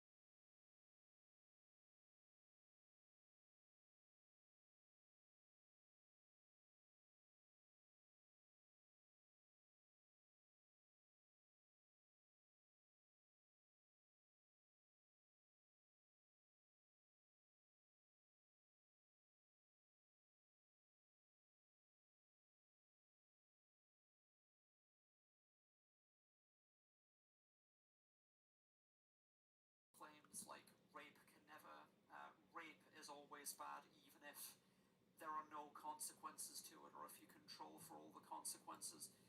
I would say that there is a, just like as a pragmatist, you can reconcile the conflicting values, because obviously you need to agree on certain hypothetical norms just for the sake of social cooperation, that being one of them. And we can assume that, like, the badness of unconscious rape regardless of the consequences, and we can assume that the necessity for social cooperation will still be a necessity regardless of whatever the true reality of moral realism, if moral realism is true, like from the point of view of the universe, so to speak. Like, to make an analogy to physics, you don't expect the conclusions you draw in physics to be intuitive all the time. And if physics goes against your intuition, then you kind of just reject your intuition. You have to find some way to accommodate it within the new physical framework. And I think the same also applies to morality if moral realism is true. And so one of the ways that you can sort of get a better handle on this is, like, you can imagine an alien species 10 billion light years away, or in a different universe, or however you want to construe it, who would have radically different preferences from us, moral preferences, in all sorts of ways. And one of the key indicators of a universal morality or an objective morality seems like it would be how universally applicable it is. I can imagine an alien species that wouldn't have a concept of rape or wouldn't consider it wrong because maybe, I don't know, they just reproduce asexually, so they don't even have a concept of sex, never mind rape or something like that. That seems plausible. And it also seems plausible that you can imagine aliens with an inverted color spectrum, for instance. But I can't imagine an alien species with an inverted pleasure-pain axis, an alien species who would consider states of meditative bliss to be disvaluable, and consider states of extreme agony, like cluster headaches, to be valuable. It seems like the association between the disvalue of, say, the cluster headache and the value of the meditative bliss would be maintained throughout the universe or in any possible world. And that's actually Yeah. a very... Sorry, what? You can prove that directly if you want. I can prove it if I may elaborate. You just need And to use it's, evolution, where you just argue like, if pain felt good, then it would not be evolutionarily good. You wouldn't reproduce if pain felt good. Yeah, But it's also also- just But the that's moral... an argument that it's a variant of the human mind or mindset to appreciate pain, because if our ancestors on average appreciated pain, we probably wouldn't be alive. Yeah, but if I may, even people who do appreciate pain, though, I don't think that's physically possible. I think that's physically impossible, because even masochists, they don't really enjoy pain. What they enjoy is the release of endogenous opioids. but like, if I just may I answer that, agree. like, what if we had a species that the only way they can reproduce was to do something that caused them pain? Wouldn't they like evolve to like pain then? But a species like that would have a hard time of surviving on their Yeah, own. they- And that's the Well, thing, they wouldn't evolve, there they wouldn't already is survive. something like that. There already is something like that. It's called childbirth. Like Oh, they yeah. Oh, that rip makes off sense, the actually. penis and throw it to the female. Like, that must hurt. The thing is, with childbirth, for example, that's something that's necessary to reproduce quite directly, and that's why I'm bringing it up. But we don't appreciate it. We've just learned to tolerate it, or like use well, anesthetics and so on to numb the pain. So yeah, I don't think that logically follows. The You fun part do is that appreciate it pain in can the actually be. moment, but it's an old joke. Like, why is kicking the balls worse than giving birth to a child, because I've never heard a man saying "kick me in the balls again." There's actually a That's very pretty easy funny. way one can like compare getting kicked in the balls to how it's easy to explain to women how that would feel like. It's because when you get hurt your ball sacks, right? When you like your balls like get kicked or in pain, right? You're going to feel it up in your belly, and it's going to feel in the regions where the ovaries are on a woman, right? Because before the balls ascend, they are in that region, right? And they and because of that, the same type of pain that you get when you have like period cramps is similar to the pain. It's the same part of pain when you get your ball hurts. It's just that you basically get one entire period cramp. Just like I don't know how long they last. I don't want to make assumptions here, but it's like getting all of that pain, but like in an instance, right? And That's that's a beautiful basically metaphor right there. what you say. I said that's a beautiful metaphor. Thank you. So therefore, because it's the same type of pain, it's just like in different. It's just distributed over a different time frame and less in a different intensity. I guess we could say that we're evolved to be averse to pain, and while it's we could theorize that someone who a species that enjoyed pain was possible, quote unquote, it's evolutionarily impossible. Yeah, I would agree. If you want to word it like that, I guess. Anyways, we're still stalling Ashley to get through the fucking thing. Oh, I'm sorry, I thought that was done. Go ahead. Yeah, I think that is basically it.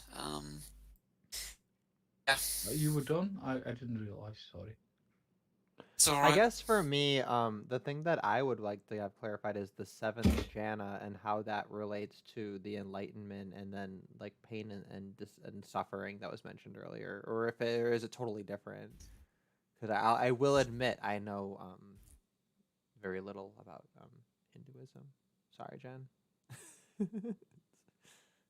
If I may, the idea is that there's a similar pattern, to be very general, between the states of enlightenment and what we identify as like secular pleasure. That they have symmetry. I forget exactly how it was worded there. Ashley probably knows. But by the way, do you know why there's like these Indian dudes who roll up their penises on like a stick, destroying the whole like structure, like ritually? No idea. I'd have to get more information. A lot of stuff gets done for various. It's called tapas, so it's spelt just like the entree tapas, but it means austerities. So like basically stuff to test yourself. So for example, a fast that would last a long time or whatever, or what The I'm not guys sure who we're talking hold about up the their penis arms thing. so long that it kind of mummifies. I am not aware of every last anecdote. I know some people do some pretty strange things, but the extremism that is anecdotalized for like Westerners kind of laugh at Indians, that's an extreme version of just a general practice I would never of laugh at austerity. that. I was like disturbed and asked myself, why the fuck would you do that? Wait, you mean that they like use a coil to like turn their dick into like a mummified Yes. snail thing? Yes. Wow, This is not a that's pretty widespread metal. thing. This is some This Yeah, is- weirdo I in the imagine woods. it's. I imagine it's not. Which I guess don't was remember part of an the argument made name earlier of the today. guys who do it. Like, is it Pain Olympian. No, Actually, they have a that would be term a for those like guys. It's also the guys who are allowed to smoke weed. I just forgot how they. wait. what So you they're have to called. curl your dick up into a snail to be allowed to smoke weed. That's kind of a rough No, trade. you I just mean. have That's to not a identify thing. as one of those. Thank you, Jen. Like, just have to identify as I'm doing this thing, and then you can smoke weed. I just forgot the way that the word they're called. Some of them hold up their arms for years until it mummifies. Some of them curl up their dicks, but all of them smoke weed. I think I know who Alright. you're talking about there. The ones who Just tend to can't the remember the name. boneyards. Come again? Is it the boneyard ones?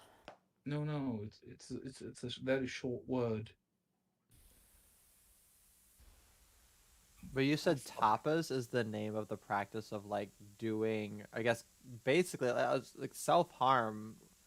I mean, It's fasting not isn't self harm. It's fasting isn't austerity. self harm. They're called Austerity, sadhu. right? So like it would be self harm for someone who didn't know what they were doing, and it may be Yeah. self harm to that person in the greater sense. But austerity isn't intended as a self harm. It's Right. intended as a self purification technique. Like I think the best that's a example good is fast. clarification. Yeah, that's a good Pretty sure example. the ones that are meant are called sadhu. Sadhu just means like a sage. It's not generic at all. It doesn't Sorry, it mean is it doesn't mean It's mummy not snail specific dick. at all. Sadhu is not Indian for mummy snail dick kind. There's that they'll have to find the Apparently, word like the somewhere ones else. that do this are also sadhu, but it's not a definite trait It's a of the ones non-widespread called subsection of them have the snail dick power. God, They're allowed to that's so smoke weed, strange, and I'm like so that's obsessed with cool. it now. I think I'm cursed. You are, because I'm really not obsessed with it. The curling up of the dick. That's a cursed image, a cursed video. Actually, I've seen it many times, sadly. And Are you Why? thinking about the it hurts you agori? right in your soul. Are you thinking about the agori by any chance? Sounds like they put the gore in Possibly, agori. if they do that kind of shit, like I just they Well, said the these agori are are extreme. sadhu They're and extremist they do this. aesthetics. They do it for aesthetics. They're no aesthetics. Aesthetics. Ah, yes, yeah, that makes sense. As in they tend to boneyards usually, so their life is like basically boneyard care and praying for people who are recently deceased. And it's like the lifestyle. It's like think about it as ultra minimalism. Okay, so like take the people who live in a van times infinity, right? So they're basically the lowest like quote unquote carbon footprint of bad karma. So they're probably one of the higher karma. Not saying that I'm endorsing all these weird little things that people have anecdotalized, but yeah, it's mostly about tending to dead According people. to their own rules of what they believe, they're like working towards a better incarnation. But would they be very similar to the Jain monks? What do they do? Depending on their denomination. No, I don't think so. The Jainas are the ones who are like sweeping bugs off the street because they go full R-tard on the ahimsa principle. Yes, exactly. I don't think they would be turning any dicks inside out. No, I know they don't do that, but I mean, like the idea of the grave tenders, they are basically they are hyper minimalistic, and I would say that the Jain monks are also hyper minimalist. I think probably you could say most monks are minimalists, and the agoris are just like extreme minimalists because you're talking about living in a fucking boneyard, right? Like most sadhus would live in a temple. Yeah, but aren't Like, the Jain monks? They're both no, pretty. Temple can be a sweet life and could be a terrible life. Temple could be wonderful if you are ready for a temple lifestyle, but you're still talking about living in close quarters with a lot of men, which can become Nice. obviously challenging if you're not actually ready for it. I think it would be a huge challenge, but I think living in a boneyard would be an even huger challenge. That's all I'm saying. No, that makes sense, because I know that like the Jain monks, they always have to move because because they're not allowed to like be attached, because that's how minimalistic they are. And like they're reducing their karma footprint, like the people on the boneyards that I can't pronounce seem to do a very similar thing. And they get both a better incarnation as a result, according to their interpretation of faith. Yep, that's correct. Good. Yeah, it's like a big circle. You know, everybody has a role to play, and those roles where you give a lot and get a little are some of the ones that are really misunderstood by people. Like to be the agori is one of the most important functions of the whole civilization, but so they're carrying a huge burden relative to what they're taking, which is almost nothing. Just a big pile of weed. You know what? There was actually a video. I think it's one that actually Allison made, and it was about men who had a similar role, or it had to do with No, it might have been a video that Tom Golden had made about um burial rites and how like so much of it has been outsourced, right, to different groups in the modern age. And then because of that, there was actually kind of like a masculine function to like the process of preparing and like yeah, like getting all that sorted out, right? And like there's something kind of missing or empty. I want to see if I can find that video. I think it's actually a few years old at this point, so I'm glad I was kind of reminded of it. But it might be a little Yeah, bit tangential, it's but really you might find it it's really interesting. sad. The way Yeah, we deal with yeah. death is sad as hell, man. Like my grandmother, when she died, like her spirit was with me for a while, and my family just didn't want to hear it, right? Like she wanted to communicate with them, and they just didn't even believe me that I could do that. So it's like, how hard is that going to be for her to feel that experience, Can I ask being what was she basically ignored? saying? Well, was she saying like mean things to them? Was she saying She like, wasn't really "Man, fuck saying y'all"? anything. It's more She just she like was it's like more she just was like, feeling. "Man, y'all a bunch of bitch made assholes. Jen is the best one. All the money needs to go to her. Give her the house and everything." And then they just like wouldn't hear you out. How did you know? Yeah, right. It was more like a feeling of I'm a like fucking I think pretty much psychic. everybody Because has I'm here and regrets she's when they talking to me die. now, man. Like, you could bring me over there. I'd tell him.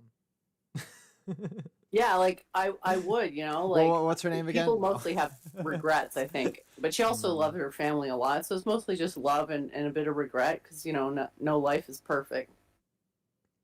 But Hmm. also she felt relieved because she wasn't doing very well towards the end. You know what'd be really So refreshing is like every single movie about ghosts, it's always about like a ghost that has like a lot of resentment and harbored things that it can't leave behind, right? And it's always like a bunch of shit happens and it's arbitrary, like oh jump scares, blah blah blah. Earlier in the story, and the story is sad, and like okay, there we go, and then they solve the thing, right? It'd be kind of Wasn't cool there to. already one movie like that where like everybody in the family gets brutally killed except for the one grandchild that the grandmother liked? I forgot the name. That doesn't surprise me. But what I was gonna say is that I would like to see one that's like a Hallmark movie where instead it's like a really wholesome spirit that just wants to stick around and be nice to people. Like it's like an old lady passes in her house and then some couple buys it on the cheap or whatever because it's on sale, and then like her garden just keeps growing even though they haven't even watered anything, and it's perplexing. And then they learn, oh, she was Or a like gardener and she she's gardening possesses for you. the guy when her like grandson is like interviewing for jobs. She just possesses the guy and says, "You got the job. You get a job. Go work." Like she That would be encourages them to somewhat be like wholesome. productive and everything. Or like the couple has like problems in their marriage, but then they're noticing like this beautiful tree that's growing and all this stuff, and like they're fighting about like the dishes being done, and like the ghost just does the dishes, and then they both think like, oh my god, the other person did it, and they don't mention it to each other, so then they're both like happy, and then it just like creates like a positive momentum. Like, it's like a friendly, it's like literally it's like Casper but like a serious drama. I would As never long watch as that is movie, it but I'm not just the curious. man's grandmother possessing his wife and giving him a good time in the bed, that would be weird. Stop. Yeah, that would be weird. Um, so there was actually something on the flow chart that I noticed that I thought might be worth delving into just a little bit, because we're talking a little bit about like I guess Hindu spiritualism, right, as like an alternative to some of these ideas of like the pain pleasure axis and things like that. Because there's a little bit of I think like legitimate like ambivalence, right? Because we can think of ideas of like I guess higher virtuous pleasures and like more profound sufferings, right? And then there's this question of like how do you categorize that? I'm wondering though, is there an opinion on if does Hindu spirituality fall into this argument of like we're looking at a pain pleasure axis as a generalized and like symmetrical, I guess, like standard for good and evil, and then there's an argument about that suffering could be justified if it's for example, God is testing me, right, which would be a rationalization. And the yeah, argument the here axis is is that suffering. huh The axis is suffering and virtue. suffering and virtue. See, because that I find pretty like intuitively like congruent, and I feel like it's a little bit of a hybrid of what you would see as like libertarian deontology, which would be the suffering on the tail end, and it's very strictly drawing a line there, then leaving this big gray area of the ethically permissible but morally ugly, which can signal that the ethical bounds are going to get you know bridged. May But I but add then something? wait, I just finish. I'm almost done. Okay. But then on the tail end, you have this issue of like what is the moral good, right? And it can't just be pure pleasure all the time. That'd just be like exhausting, right? Or whatever, right? There has to be something kind of like deeper and more kind of spiritually rooted and like realistic to what human beings are as like entities, right? Such that like this idea of like that hedonic perfection is I don't know. There's a balance to it, or there's a nuance to it that a pure plain pleasure access. I don't know. Maybe we're missing something, but if we then say, well, it can be Oh, pleasure plus virtue. I don't know. Virtue is re- beyond, or virtue is related in some ways, but not in others. Is this a forking instance? I don't know. the I'm absence trying to of keep things vice. spatially. I'm trying to keep shapes in my head. The absence of vice is not the presence of virtue. First of all, I agree Oh 100%. no, and we can agree on sorry, that, right? forgive me if I wasn't Definitely. clear. I didn't mean to imply that, right? There, I, well, I'm not suggesting that you were at all. I just want to make that abundantly clear because it needs to be distinguished if the whole picture is going to make sense, right? So virtue is something that is going upwards, whereas yeah, vice yeah. is going downwards. So if you have no vice, you're basically at the ground floor, and then you can build virtue on top of that. Yeah, so So I guess Otherwise, here's I something could that this is take a little pride bit in of I didn't kill a person today, so that's cool. yeah, it's not exactly Give me credits for virtuous. not killing someone. Right, yeah, giving yourself a pat on the back just basically, for like not giving in to your vices. I mean, here's the thing though, if you have legitimate habits that incline you to vices and then you resist them, that is an aspect of virtue, right? Because virtue is yeah, antithetical to the vice. So if you're experiencing like a reduction or a resistance to a vice that seems to already have like some kind of ontology in your yeah, experience, right? Yeah, then that that's would be right. that. However, there's the complicated thing of like ethics versus morality, right? And like there's two ways that basically I'm open to either form of the language. I'm open to people using the language of virtue and vice to be a sliding scale that can like basically reach a red line where there's a whole bunch of very very like vice driven and anti-virtuous behaviors which are unethical, which are violations of the non-aggression principle. Alternatively, we can keep the virtue and vice scale pure and separate from the ethical line and It's then just virtue you suffering, know not virtue vice. virtue suffering. Yeah, Right, but that's the primary axis. so the idea that as I guess vice is just like negative trajectory of virtue in the direction of There's no suffering. real vice. There's no real vice in this model. There's real. You could argue that intentionally promoting falsehood could be the closest you could get to vice, but vice doesn't really exist in this model because you're either going up or down towards a state of suffering or towards virtue. The vice doesn't really fit into that. I guess you could say like if you had a choice to go up or down, you chose to go down. Okay, but you're That would looking be at it vice. personally. You're looking at like a personal state, which makes sense in terms of virtue and vice, right? Well, You have virtue vice and that morality affects is personal, right? well, it's Can I interpersonal. just finish that one thought before? If you accept that basic model that virtue and the absence of vice are not identical, if you accept that basic model, there are probably at least 100 schools that will argue about what the supreme virtue is. Sure. Yeah, They and I don't agree all with this agree. much. Just to be Yeah. clear, there's some convergence. They don't all agree. Do all of So the just to be clear. Abrahamics disagree with the thing that makes the most sense? Because that because The I'd model is appreciate that. That would be basically congruent to what I currently think, to say it's the a least. compliance model. It's a compliance model. The greatest good is submission to the God. It's a compliance model. So it's a slave morality.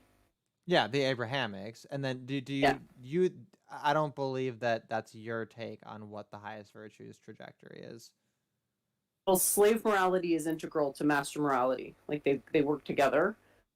Um, so yeah, it would be the correct moral decision for the individual is to do their dharma, right? So even though there are hypothetically higher states of whatever, the best thing is to do just the highest version of the state you're in now, not to try to like jump up 10 steps or whatever. That would be considered not virtuous, even though you're aiming for higher. Your intention is not realistic, so you're setting yourself up for it not working. It's not as simple as just one thing is vice. No, one thing is virtue and everything else is not virtue. But I don't know if I go as far as to call it vice, because it's like would I go as far try. as to propose that Vice like, seems to imply culpability. Well, because vice is like you're moving away from the virtue. It has to be like the opposite. It can't be kind of like you could say it's like, for example, I'm doing 80% of my goal, and maybe I'm slacking off a little bit. It's kind of like that's a 20% vice, 80% virtue cocktail, you know. But that's fundamentally different from like doing the opposite of the virtuous thing. You know what I mean? So it's almost like there needs to be two separate terms for like being off the mark versus like literally going in the opposite direction. And that's why I keep using this word trajectory, even though I don't know anything about calculus. I just feel like it's appropriate here. It is appropriate because karma is a trajectory. Okay, yeah. It's like whatever direction you're aiming yourself in, that's where your trajectory is going to be, and that's what your like sublime fundamental level of karma is. Your intention.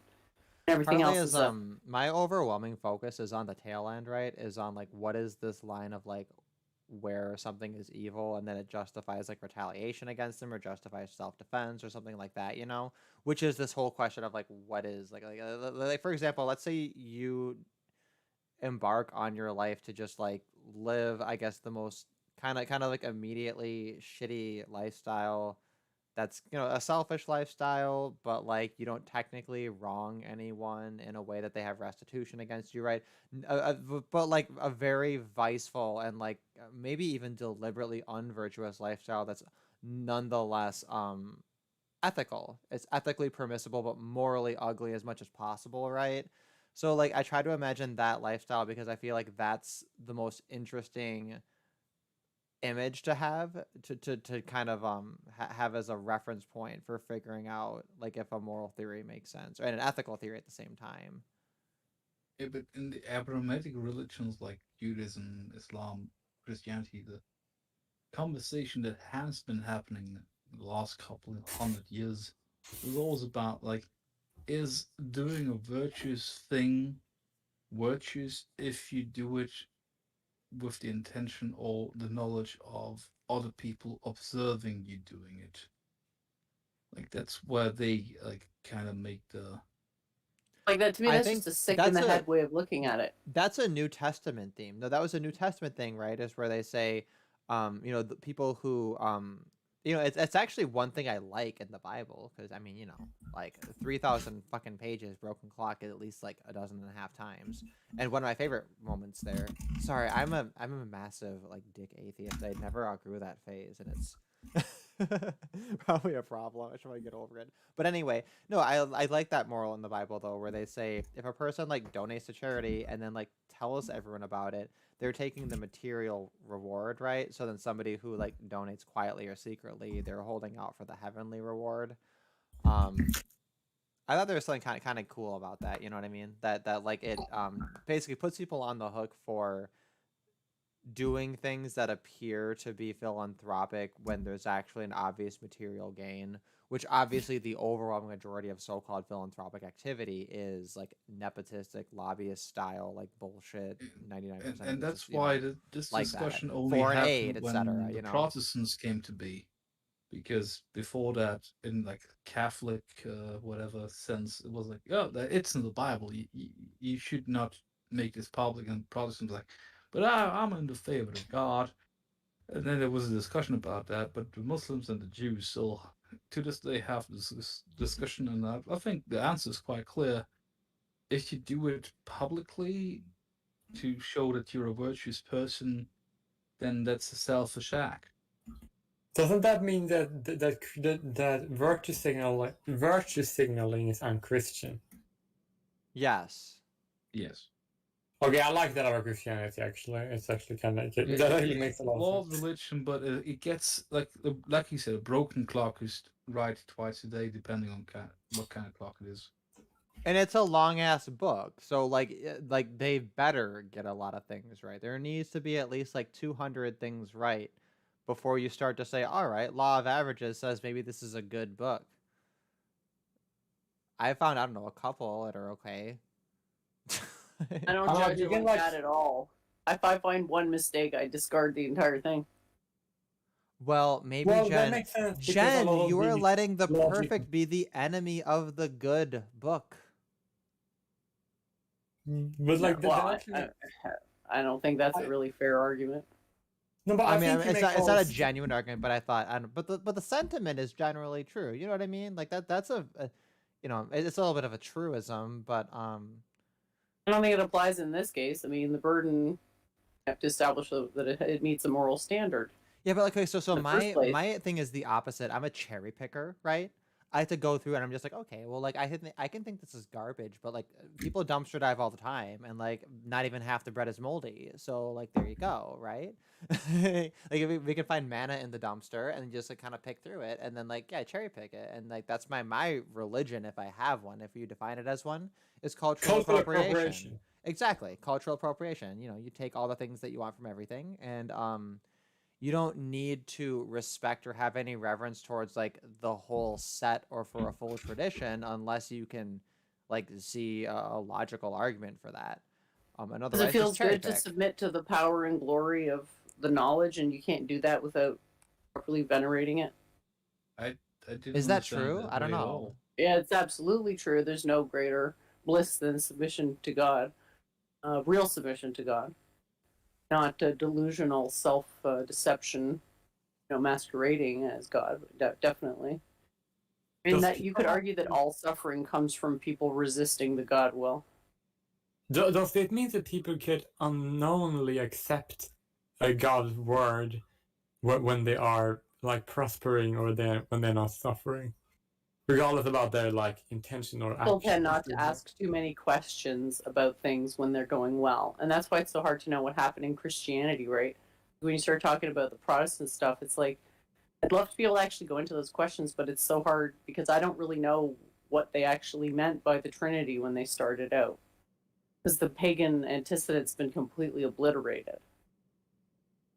So it's Well, like the Trinity could mean something, but I don't know how to tell.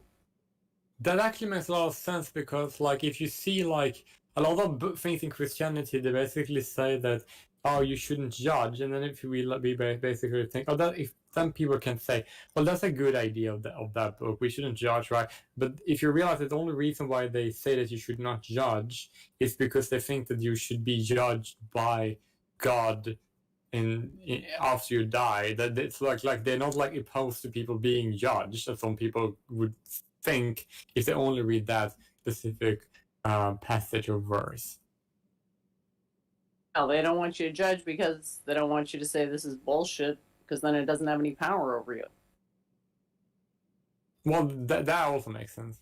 Not that I agree with that, but it's like you get my point. I mean, I don't think people are really understanding how this works because, like, people understand things subliminally. You're influenced on a subconscious level by what you read too, and if the contents of all that stuff is like basically fear porn, that's going to make an impact on your subconscious. You'd be more fearful. You're just always reading about all this bloodshed and terrorism and everything. With the notion of not judging, that can come from all kinds of places. So, I mean, that's not really relevant to anything. The point is that it's a huge aspect of Christianity. Don't judge, don't judge. Well, yeah, it's going to lead to people with terrible judgment. That actually makes some sense. You know what else though? This is kind of in a similar vein. The argument for unconditional forgiveness, which the Catholics have a little bit of like awkward conditions on that I don't know, they can kind of work out. They claim it doesn't matter, but like it's a weird technical thing, and there's that. But effectively, especially in the evangelical side, you know, you have this concept where it's like on your deathbed, all you have to do is absolve yourself of your sins, and as long as you know, wish pretty please hard enough, and then actually repent, and then God knows you really meant it, then it makes absolutely no difference if you were a complete horrible sinner the entire bit of your life up until the very last moment, because that was just the moment where they planned for you to be good. Whereas if you were devout and you made all these sacrifices and led this God-fearing life this entire time, that's the same thing, right? But I mean, from a Christian perspective, like a legitimate Christian doesn't have an issue with that because they see being Christian earlier as like its own blessing. You know what I mean? That's kind of the counter argument. But at the same time, I feel like from a perspective where it's like, okay, but if you're wrong, what you're doing is literally creating like like a trap for people to Yeah. get caught into, where they're going to do the absolute Worst thing. most viceful shit they can do without it being ethically impermissible, right? Yeah. If So people the And that's the Abrahamics, cleric position. they That's the cleric position. This is the argument. People would be evil if it weren't for laws. Who well, I don't believes agree with that is just that. fucking savage. But that's literally what Claire believes, and a lot of people. Well, It's what true I for think those though people. is that I the want you to Abrahamic bring up religions secular do Cornism. that. Oh my Like I think their Abrahamic religions cause Mind that meld. kind of behavior.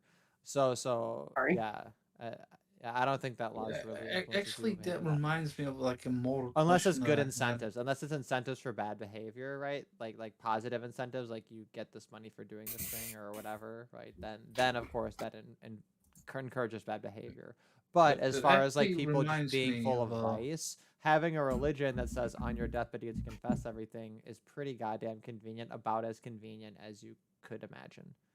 Sorry, if Lee can go ahead. I was that reminds me ripping on that it. there was like of guys. I don't fucking remember which country of Africa they were from. That after committing basically war crimes, they fled to Switzerland about 30 years ago, and they spent all of those years, many of them actually doing very good things, but they were found out, and now they are going to prison. But I don't know. I think they should go to prison for their crimes that they committed, like horrible crimes in the war. But they did. Some of them led a very good life, like a very virtuous life, after they got away from that situation. So I'm kind of like a little bit torn on whether or not they deserve forgiveness for their crimes, like literally horrible crimes. I think Because it's a bad way to look at it. I think you should be focusing on forgiving yourself and don't really worry about other people, because like I don't really like know if that's like to what extent it's possible. It seems like forgiveness is something that only applies to yourself. but it's like there's two ways of looking That's at it. wait Like, a minute. I'm sorry. Forgiveness only applies to yourself? Sorry, I don't mean to sound like pro-clutch. I I just think mean, I think that's a you wild can't really statement. forget. You can't Well, really you forgive forget how other people. Oh. Can't really forget how people treat you. So there's no Yeah. real quote for forgiving and forgetting, right? There's just accepting that something happened that was suboptimal and letting your care of a person override their mistake, not So it's a letting whatever lie. mistake Yeah, if ruin you say you your. forgive someone, it's a lie because you know it's like they say, you know, you can fix a mirror, but you'll always see the cracks, right? If you say you forgive someone and then you tell them, I'm such a angelic, virtuous person, I will never see the cracks in that fucking mirror. It's like you're a liar. You know you're a human. You should say, hey, like I'm always gonna remember that you betrayed me. You know, and that doesn't mean, you know, that you cut them off or hate them or whatever. But if you use the term forgiveness, I guess at the minimum you'd have to be clear that I'm not maybe I'm I've not used gonna the forget word in my wrong soul, because like right? legal forgiveness, not like individual forgiveness. Because like if a person committed some crimes in the situation, like they were 14, 16, and then when they were 20 they got away from that situation, they never did anything bad, instead they actually did virtuous things. Like, is it like a balance sheet, like all the terrible things that you did and the good things that you did, or is there a possibility that No, that it's it what could be you've seen retained from differently? what you've done. Come Oh, again? I like that. That's It's actually what quite you've interesting. retained from what you've done, and also obviously what's been done to you, because we're not whatever These people apart from didn't this emerge world. from a vacuum, like they were raised in a war zone, so like their actions aren't like really wholly their own, because someone I just like to else say, like, wrote it, them to we're do a that. result So of the I'm not planet quite fucking sure what itself for 4 punishment should billion be. years. Come again? We're a result of the planet fucking itself for 4 billion years. Take that how you will. So Right. in a crude sense, that which you've done is like the fucking energy, and that which was done to you is the being fucked energy. And then because there's this entropy of, like, all of the energy moving in both ways, there's a nature of both of it and everything. So then at the And time of your you, death, like all of that's getting, I guess, what, calculated? Is it? But it's not a well, you fucking think T of, chart, right? Like, if what's you want going to keep on? on this fucking we can keep on the fucking metaphor, okay? We'll expand it. It's like you're being perpetually fucked and you're choosing what is being implanted in your womb. You can have your period, you can will a period, or you can just hold it in like a fetus, and then finally at the end, the fetus is your new incarnation. Right. So then what does it mean to retain something, I guess, upon It's death? like when something happens to you, like have you ever had something happen to you and you thought about it for months? No, to somebody else, maybe it would be insignificant. Yeah, okay. Maybe a little bit. So Yeah. that's when, you get pregnant, so to speak, with karma, right? If something happens that to somebody else would have been traumatic, but for you, just shrug it off, well, it almost makes no impact whatsoever. Then you have your period. It's just gone. It just flushes it out. There's a two-stroke thing. You can keep stuff and let it go, and that's basically where your quote free will is. But it's not really free because it's restricted to the realm of what you're fucked by or fucking, as it were.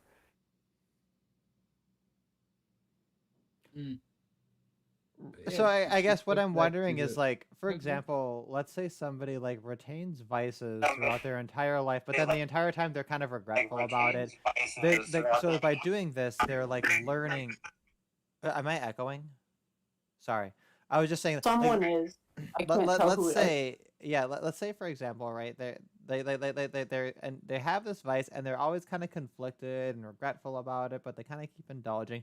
Maybe they're like an alcoholic, right? And like they drink a lot their entire fucking life, and then that's the story, right?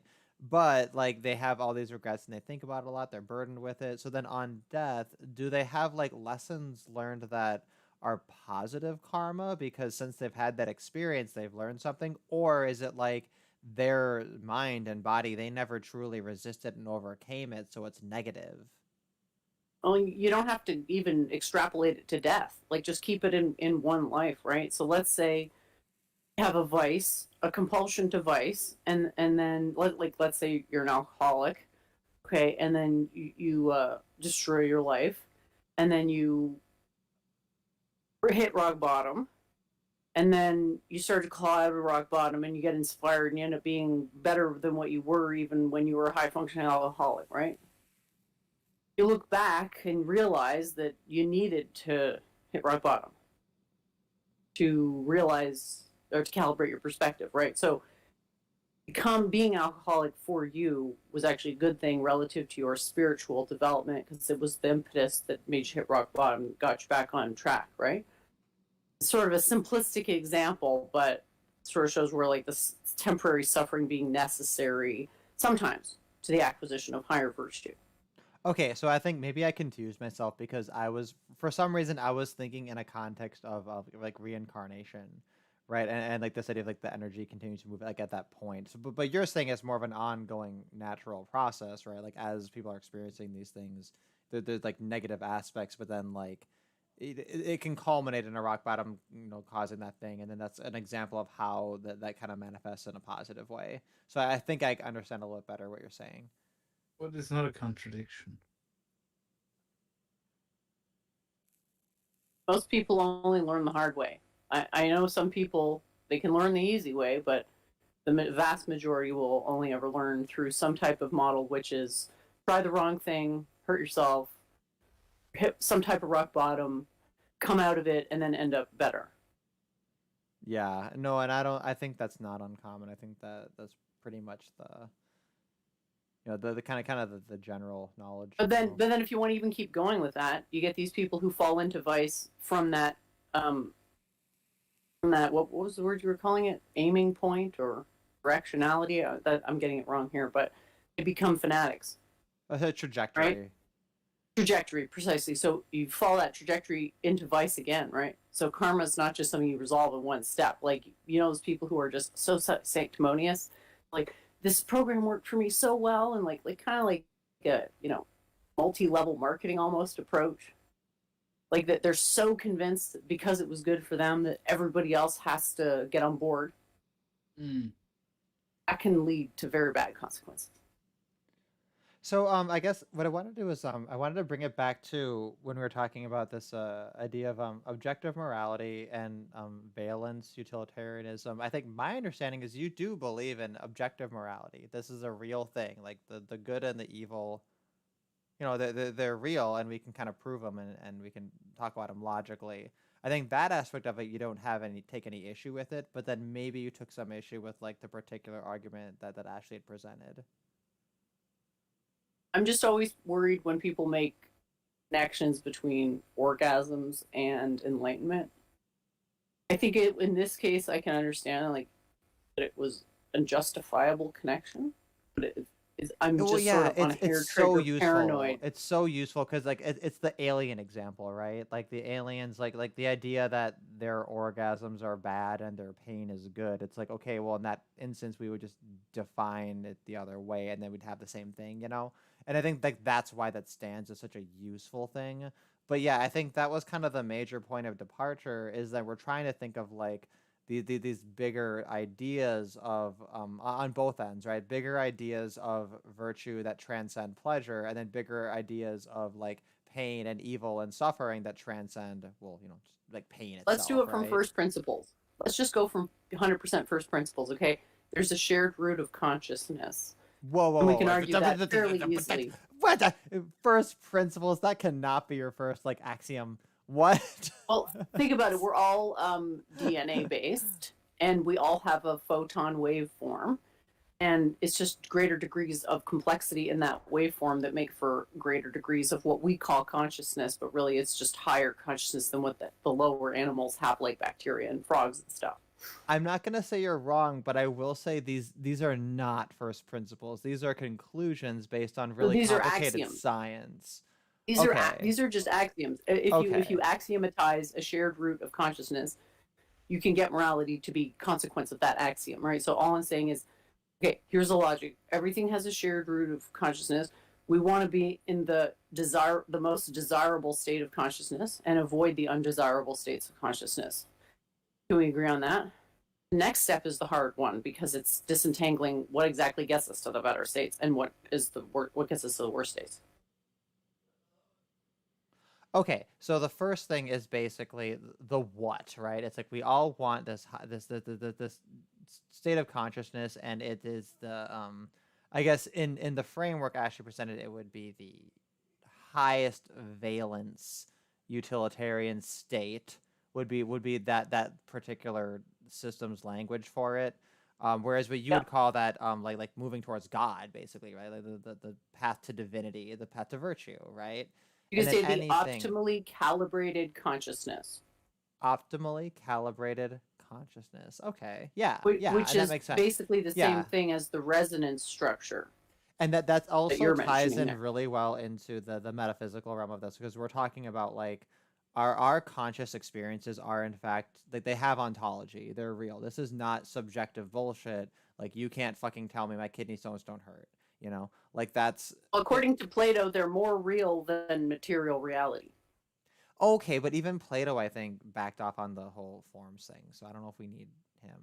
Do we? I'm just saying that opinion is the normal opinion. That this idea that the material world is everything, that's a latter day, which might call crazy hippie cult idea.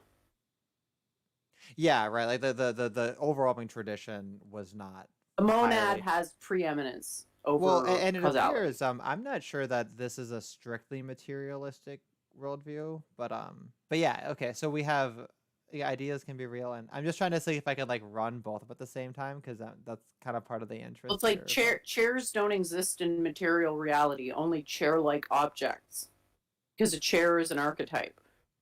Pretty much anything we can recognize as an archetype, except for like the and intermediary parts of speech, linking words.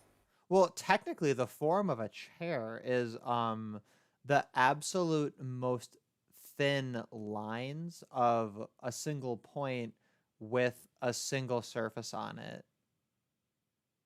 It's something that serves the function of a chair. So it's both form and function.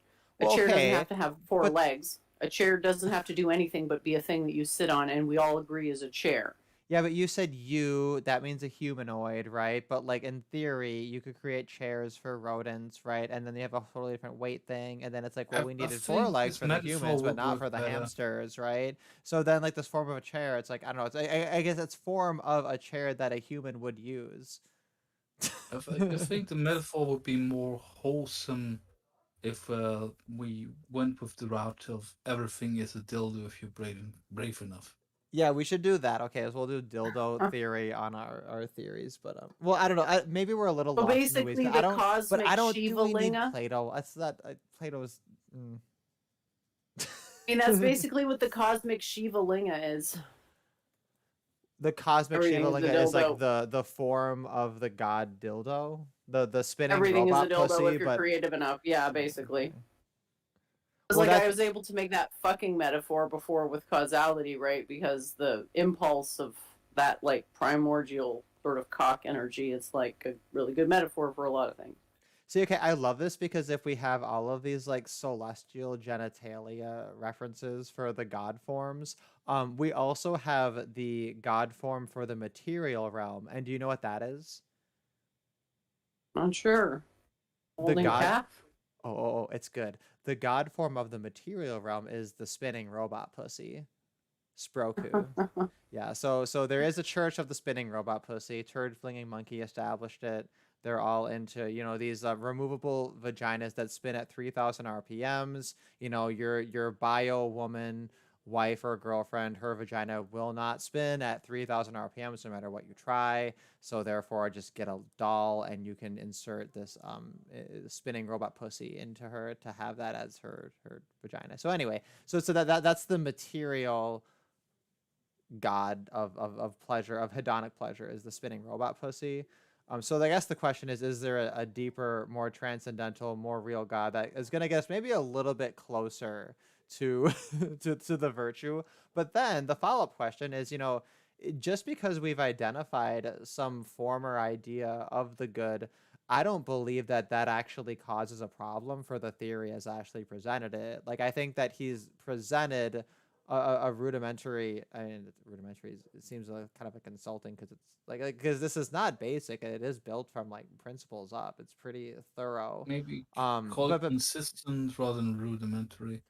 well, there's a skeleton. There's a solid skeleton here, and I think that it makes a lot of sense. And I think there's a lot to it. And I think that even if there's something maybe missing or not quite fully fleshed out here, I think that this does appear to be a really valid, really useful starting point for something that's a really important, probably the most important philosophical project of all time. Because I think if we can establish universal morality, yeah, that's morality with the precision of mathematics, and that's such an incredibly awesome, amazing tool. And like, imagine if we found it on a stream where with 500 subscribers and this GIF of like titties and airplanes going around, like. Well, I didn't discover this. This is just ancient wisdom. Right. Okay. But there's some parallels here, right? I mean, because it seems like the point of departure has to do with the pain Well, it's pleasure based on axis. logic. The pain pleasure axis doesn't seem to encompass the whole thing, but it does seem to encompass kind of the middle of it.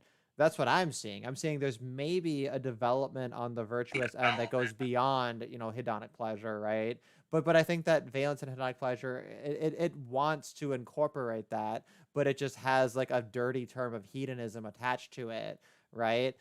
It's beyond like a sexual pleasure. It is the more spiritual things. But then the flip side of it is where I have a more, I think, important point of departure, which has to do with this split between like vice moving us away from virtue versus like straight up unethical things that are causing suffering, but then an additional fork of like pain versus suffering, like despair, right, where there's not necessarily physical pain involved, but like there's a different kind of a suffering involved that I think there's an argument to be made that that's as profound, right? But then of course that translates a lot more difficultly into aliens, right? So I just don't think you that's can I'm kind talk of in about circles here, ethics. so I'm, sorry, what? I just don't think you could talk about ethics until you invoke the friend enemy distinction.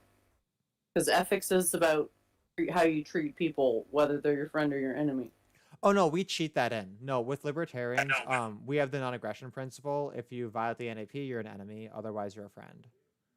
Yeah, so ethics is distinguishing how you treat friends versus enemies, and then making that distinction is morality. And so I guess ethics, applied ethics, would just be like, what's your standard behavior, your basic level of respect that you give everybody regardless. Yeah, that's just totally different how I Protocols. use those words. so How so I would have heroin to addict I with I'll money? consider that perspective and see how it can kind of map on. But yeah, that's what. So I'm sorry. Let me just. So you said ethics is how you determine friend from foe, and No, then morals is how you define friend and opponent, because a friend aligns with your morals and an opponent opposes your morals. okay, and Then then ethics is how you treat people, who are your enemies? regardless of whether they align with you morally. That's just your basic code. Then also, Oh. ethics is how you treat people who do align with you better and people who don't align with you worse. Mm. I think So that ethics is applied morality, because morality is a personal thing, that your own understanding of how you impact things, versus ethics is other people sort of implicitly. I think how I understand it anyway. It's a bit complicated. I Even think there's make some me utility want to in ask this that. question more. I guess I think that there's utility in that, especially if you're trying to like describe people's behaviors and relevance to their motivations. But personally, if I was using those, I wouldn't use those terms just because, well, I have my own personal pet use of them, so that's very, very personal. I personally I like to treat people really well. So like I would just want everybody to be my friend and I want to treat everybody really well. So I just have a friend enemy distinction that's just like, if you cross a certain line, I don't have any respect for you. And that seems to work pretty well. That's why all of this ties into my question. Where in this landscape of ideology would a heroin addict with a lot of money fit in? Where would that kind of person be? Ethically They'd probably be permissible, suffering morally a lot. ugly. I mean, that's for me. Like, I just have like it's easy category for me, but it's a very broad category. It says very little. There's probably suffering a lot, but like you say, it's ethically permissible because the suffering is contained to the person and they're doing it's like you could argue doing it to themselves. Hmm. And it's not that you want to let them keep doing that, but you also acknowledge you can't really get in the way of someone who's hell bent on destroying themselves. Yeah, like it's not binding on them that you intervene, but Exactly. if you can intervene and they consent to it, then that does get a little bit muddy, right? Like for example, the 5-year-old example, I think very clearly has an issue because you're talking about like influencing minors who don't have like reasonable standards for consent, right?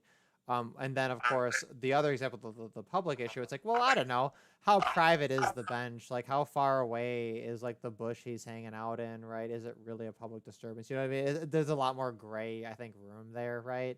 But I think the sentiment and the overall idea makes sense. I used heroin in this example because, like, in Europe, there's like this large discussion going on about Hungary banning very, very explicit books that are weird at very young kids about homosexuality, bisexuality, transgenderism, and shit like that. And like everyone's all up the Hungarians' asshole about this because like, oh, that's so anti-LGBT, and like they only banned books for children that contain very explicit material. But like the whole idea of putting, of pretending as though homosexuality, bisexuality is somehow connected to transsexualism is extremely incorrect. And to push that lie is actually to further inaccuracies that are mainly used to hurt people for being homo or bisexual, right? Oh, So yeah. banning that is actually beneficiary for people who are gay. Like, if you are a gay Hungarian male, you are allowed to legally reproduce and have a family, right, in Hungary. If you are a gay man in France, Germany, Switzerland, Italy, or Spain, or Portugal, you are not allowed to have a family, legally speaking, right, in those countries. Like, you're not allowed to reproduce, right? So anybody who want to call these other more Western countries, if they want to call Hungary homophobic for this ground, then all these other countries are basically just like homophobic on steroids, right? Because Hungary is not homophobic, because if they don't, because why I don't, this is a non sequitur. It's a complete like banning saying, works they of actually- inaccurate We're gay representation of turfs. We're gay turfs. Congratulations. That's basically it. We're the cutting edge. Like, because there's a legitimate argument here. We're gay turfs. You know what I mean? Like, look at that. Because trans shit, all it means is it's gynocentric, right? So naturally, whenever they have the distinction to make, they're just gonna choose. Oh, okay, the little gay boy is a girl. Oh, and this little tomboy, well, she can be whatever she wants, basically, right? Because the moment she gets into trouble, it's a little boy. Her lawyer's gonna tell her to pretend to be a girl for 5 minutes, right? And anyway, The thing that caused the controversy was literally like very explicit materials that as soon as a child enters like kindergarten, they would be exposed to that. And I completely agree that this should be banned. Personally, like you don't need to teach a 4 or 5 year old about like how some people prefer anal sex over vaginal sex. yeah, no, That it's absolutely ridiculous. Like, and honestly, even a lot of the like stranger danger stuff and things like that they do, like, kind of oversteps the boundary and just comes off as like weird and awkward to kids or whatever. And like, all it is just offloading the burden that normally would go onto parents onto schools, because parents just aren't fucking doing the most rudimentary basic things, which is pathetic because like children have never been safer, so they have no excuse. It's just like their own like awful choices that are causing all these problems. But then like the real thing is like, I have a mixed opinion, because with CRT, you know, you could ban it and like, yeah, that's a net good, I guess. That's better than it being a thing, especially in regards to very small children, even in regards to high schoolers and youngers and college students and youngers, because they're all basically minors. Like, sorry, what was I gonna say? Oh yeah, not banning it will just mean that you have a higher percentage of people going towards homeschooling, and then people questioning the Department of Education, questioning public education in general. And that's actually, I would bet that's a better advantage. And I would say, based on that argument, I technically support CRT, because I want it to drive parents who love their children out of the fucking toxic, awful, terrible, abusive public school education system and the private school one, because that's basically the same bullshit anyway. Like, That get is your like kids that- out of school if you love them. But I would just say that, like, the idea of not all people can afford to put their kids in private school because we don't have proper capitalism, right? We can't Okay, afford to yeah, have but private they school. can. They can. I mean, I get it, they can't, but they can. If it's a priority, they can, especially if they plan the children, you know. No, but because of the economic regulations, if you want to have a well replacement children, which most people need to have for society to last, right? Then to put them all into homeschooling or into private school that are good, then you are technically, and under capitalism that would not be a problem, right? But during the current communist West, that's an issue because of the regulated economy and migration. Labor is like a regulation of cost. Yeah, It's no, everything you're expensive. saying We is can't true. afford this in this Yeah. today's society. That's And fine, and therefore, it's all true, but like the point is, that's more true now than ever, if you have an influx of people who all want to do homeschooling, then that's actually going to create more of a demand and more of an economy and more capitalism in that market than you have now. We have nowhere to go but up. Yeah, it's going to be inhibited and retarded compared to utopia, compared to like not having a government, compared to not having government that just, ganks all of our money for like walls for Israel and like murdering children overseas and wars on drugs and like pointless bullshit and Circumcision lobbying. African boys. Yeah, exactly. All the bullshit, right? Like, if we just pressed a button to make them just stop, even if the government did nothing but just stopped, right? Yeah, we'd have like unprecedented crazy wealth, and like the idea that like educating children is this prohibitively expensive, ludicrous thing would just be like laughable because it's not, especially if you're homeschooling. Like you can get so many resources for so cheap that are so valuable and so awesome. Like over the last year or so, I've been like I have like a baby niece, right? And like she had come over to like babysit or whatever, and like every single object in that entire fucking household, there was some funny like inside joke or some like thing that she knew where she'd like pick it up and like give it to you or whatever, and she'd like expect you to do something with it, and I'd have to ask like my mom like what's this thing she likes with the Altoids can? She's like, oh, she likes to put it on the floor and then you open it and then put one out and then put two of them there or whatever. It was always some dumb little thing, right? So it's like if you're raising children and trying to teach them, like the idea that you need all of these resources comparative to what teachers demand per student, you're just dumb and bad at managing resources and should never have had children, honestly. Like if that's the standpoint. And yeah, right now it's worse than it's ever been. But if you have an influx of people who are all interested in not supporting public education and question the government and in educating children themselves using free online resources and whatever they can find and create and make, around the house and what they're doing, no, they'll be fine. Yeah, that makes sense. I would just like to say that we should never encourage people to teach any form of communism, because CR teaches communism based on race, right? We shouldn't teach people communism or anti-racism, which is also is communism, because if that is part of the public school system, then people who come out of it are going to be taught to be communists, which is like which is an issue, right? Because then they wouldn't want to have private school or homeschooling. What could actually happen in that scenario is that they would actually create a majority democratically, which is horrendous, by the way, and then make a private school or homeschooling illegal. Because if you go to some countries, right, Western countries even, like homeschooling is illegal in Sweden, for example, right? Which is actually more capitalist than both France and United States, right? In general, speaking of in that aspect, right? And because of and we need to be very careful to not promote anything that goes in the wrong direction, because the fusionism is like always in one direction, which is like with less government always to the right in every aspect, right? Yeah, here's the thing though, right? So you're already losing that battle because by having public school, they're already coming out communist with or without CRT.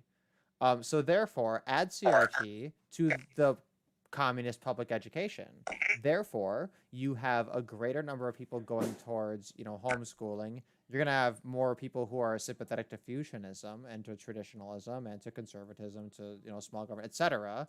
And their reasoning for doing it is going to be, we explicitly did not want CRT. And therefore, they're not going to bring CRT into their homeschool curriculum, right?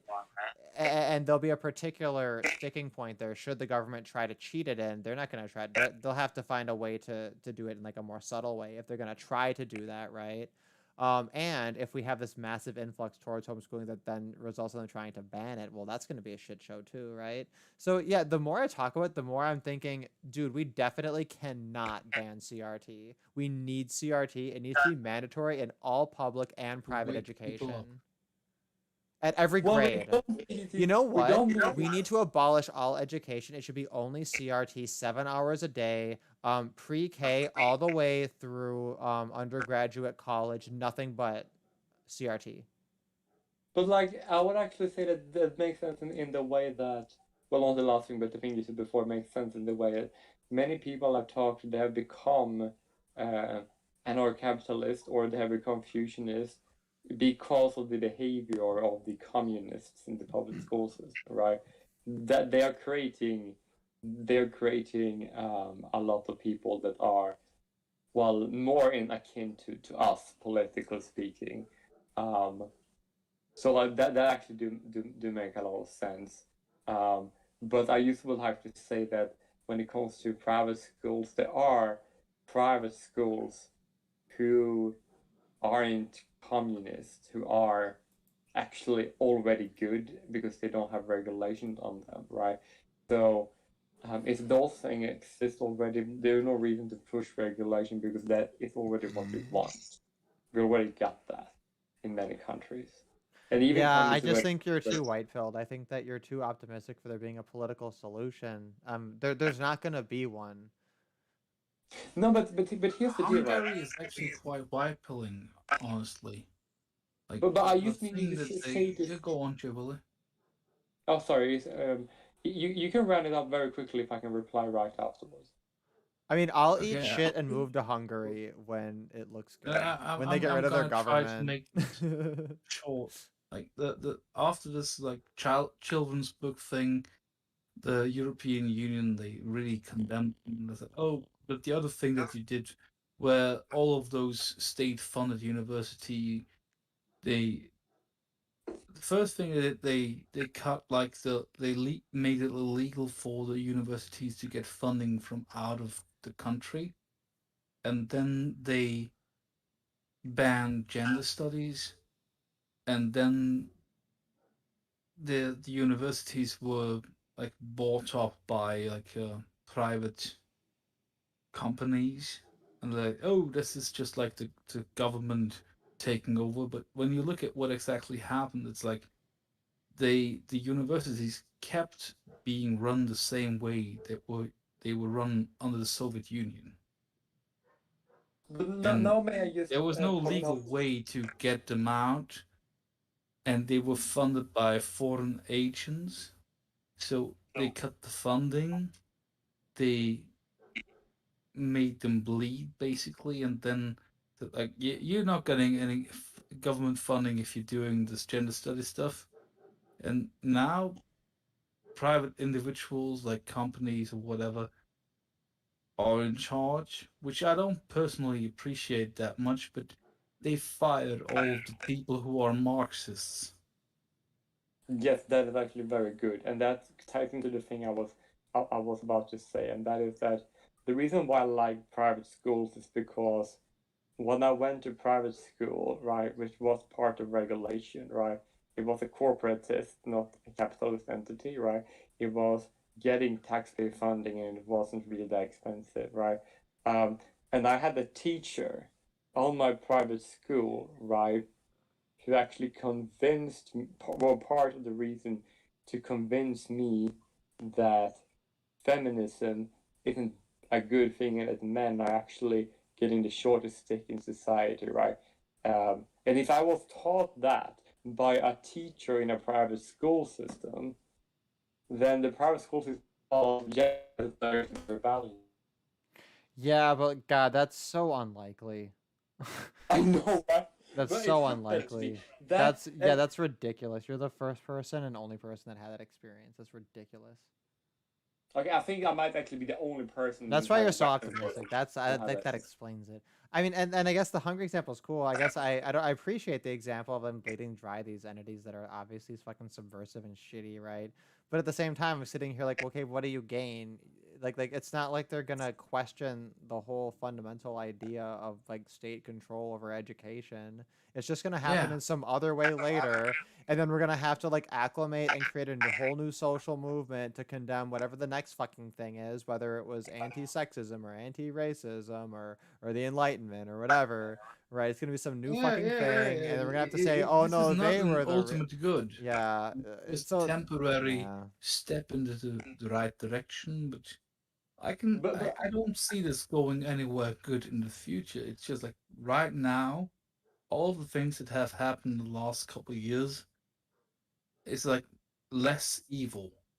Yeah, It's sorry. not good. I'm looking a gift Hungarian in the teeth, and I should be a little Exactly. bit more charitable. They are not good people, but at least they got rid of a little bit of an evil. Oh, You know? come But like, on. We had Jay Willie what are talking you about comparing killing the them to? blacks earlier, and now we got you saying the Hungarians aren't good people. My goodness, what a spicy stream. Yeah, We had- they we- are I they don't wanna are kill they are anyone. very It's like if we have complicated and not. I don't condone like there's some stuff that they did against gay people that I completely find horrible. But when it I mean, comes like, to schooling and universities, like again, like I don't care if it's a terrible government who does this. Everyone should do this. Follow the Yeah. example. No, yeah, if you're a gay person that feels like you need all of the 5, 6, and 7-year-olds to like understand what you do in the bedroom, that's you. I think they should send them to an island. Tell them there's an island. Tell them it's gonna be gay. Tell them Tyra Banks is there, right? It's Tyra Banks with purple hair. It's your favorite things all together. Just because it's just let them just migrate over there, and then we can just tell them that all of their weird community theater bullshit is being sent to the children, and then just not send it. Right, like we just make an arrangement that way to just get these like rodents and roaches fucking out of the light onto an island somewhere. They're lazy commies. They'll be fine as long as we give them a toothbrush. yeah, that actually makes sense. But I would just like to Yeah. say that it's actually Hungary is actually doing good for us because like We can give them if you Epstein's for- Island because it's because, like, open. yeah, Sorry. exactly right. But my point is that if you, for example, people make the case, but mainly not gay, by the way, make the case that you need to teach things to children, otherwise you're being homophobic, right? That is going to make it harder for people who are gay to live in countries, right, where we don't have the rights to reproduce, right? How can we argue that we deserve to be parents if other people saying that you need to, because gay people, we need to make sure that kids are exposed to sex in the age of 7, right? Like, how are we? That's gonna make the job far. Like, how am I going to extend my rights I have in Cyprus and South Africa, right, to other Yeah. countries where I don't have them? Because then we're just adding another like hurdle to overcome, right? So therefore, no, this is like removing that thing is actually one thing, and also removing the false association between homosexuality and trans people, which is basically just making it Completely harder for stupid people. and made up. Yeah, that's worthless. Yeah, like it's actually counterproductive. It's actually conflicting, right? Because if you basically want to make the case that we are gay people, we are just normal people, we need property rights, and therefore we need to be able to reproduce if privately speaking, right? It's our body, it's our choice. We breed like any straight person. Why no institutional barriers could stop us from doing that because we didn't start our fucking freedom and property, right? And then if people say that, say, oh, but all homosexuals are connected to trans people and trans children. Yeah, and yeah, they something just carry all their which- fucking then you're baggage, gonna be which is bullshit because harmful, it's right? mostly So- mostly women who are fucked up with BPD and shit like that, or it's straight men who are incels that also have like the wrong kind of disposition that then cause them to troon out. Right, so it's predominantly straight people that smear and Yes. tar it. Sorry, straight people and then like 1 or 2 lesbians. Yeah, or 1 or 2 but real there are a ones. lot Thing I of want to lesbians add. on our side too, But when mostly it comes to this issue. bisexual women and straight men and a couple of lesbians that tarnish the image of gay men. Well, and a few legitimate weird gay men too. Yeah, but Um, but- so but- so One thing I let's wanted to not add. let's not be too carried away here. That isn't. No, Yeah, let's not get that's too just carried one thing I away wanted here, to but- add. But the trannies aren't helping. Yeah, exactly. Yeah. The association is making it very hard for people who are gay to get full rights, which is just property rights, because rights are just property. Yeah. And making that harder, right? And it also makes the right already have its presence in that, because if we already have the right to be Yeah. parents and being married, the property we are allowed to, right? And if you say that trans stuff is connected to that, then you are going to then people who are homophobic are going to use this connection. Oh, people are putting children on hormones, and they are part of the same group as gay people, even though they are not. So therefore, gay people should not be allowed to breed, even though people who don't let their children are basically only women, right? And they're only punishing gay men, lesbians, right? For which is like, so therefore, if you, for example, anybody who thinks that that LGBT is a legitimate thing that they should believe in, you can either believe that or you can be pro-gay. You cannot be both because it's a contradiction, right? You cannot objectively support both positions because it's an opposition of positions. No, I agree, and I think most people just don't think of it in that detail, or they have an ulterior motive. But so for this stream here, I feel like we've investigated every. I'll let you talk. Don't worry. But I I'm do want to sorry, wrap I it up want- here after we tie up this subject here because it's been a few hours and I feel it getting up and moving around. But yeah, so There you was guys have any just one thing I last? wanted to add. Yeah, but, absolutely. the one thing that the European Union, they reacted very strongly to the Hungarian thing, and they got really upset when the foreign minister of of Hungary said, like, we banned these books because we wanted to combat these pedophiles. Like, oh, he's conflating homosexuals and LGBTQ with pedophiles, but what he meant was like I looked at some of the books that they were showing to kids. I can't imagine the motivation of anyone who wants to explain anal sex and shit like that to a 5-year-old outside of them being a pedophile. Yeah. So Yeah. that's just what an addition to the whole Hungarian conundrum. Like they don't even they called like they attacked him for saying that, even though the books that they banned clearly included things. It, I think all of us, if we look at that, we would say that's kind of like a pedophile propaganda material. Like you should explore your sexuality when you're 5 years old and Well, shit. include like anal sex and shit like Ugh. that and that. Like that's pedophile propaganda. I'm sorry. Like it looks like pedophile propaganda to me. Well, that's because that's why it is. I would also like to add that he's actually going to say the EU being, oh my god, this is homophobic. But one is something about the EU. You know what the Swedish feminists in the EU, right? They want the EU to make it illegal for all the gay male couples to be parents all across the EU. And they want to use the EU to do it because that's already the case in Germany, France, and Portugal, Spain, and Italy, right? And they want to expand that to Sweden too, and to Ireland and Benelux. Do you have right? an article for that? Like a source? Is it I how did- recent I- is it- this? What? I when think it's gonna take a. I might find it, right, but I don't think they're gonna be successful because actually, ironically enough, President Macron actually want to make it so that gay couples who became parents outside of France should be allowed to have their parenthood recognized inside of the country of France if they're French citizens, right? So he actually want to make it into the right direction, right? And he started to to the right revert. means Well, yeah, both. after the riots, he did get a little bit more. Well, I guess you wouldn't call it base because it took fucking riots, but by French Well, political he's got a little standards. more- But yeah, so send me that article later. That could be another fun thing to talk about. And I know we also wanted to go over that video on the mythopoetic response too. But then there was another Mhm. one too, and I don't know.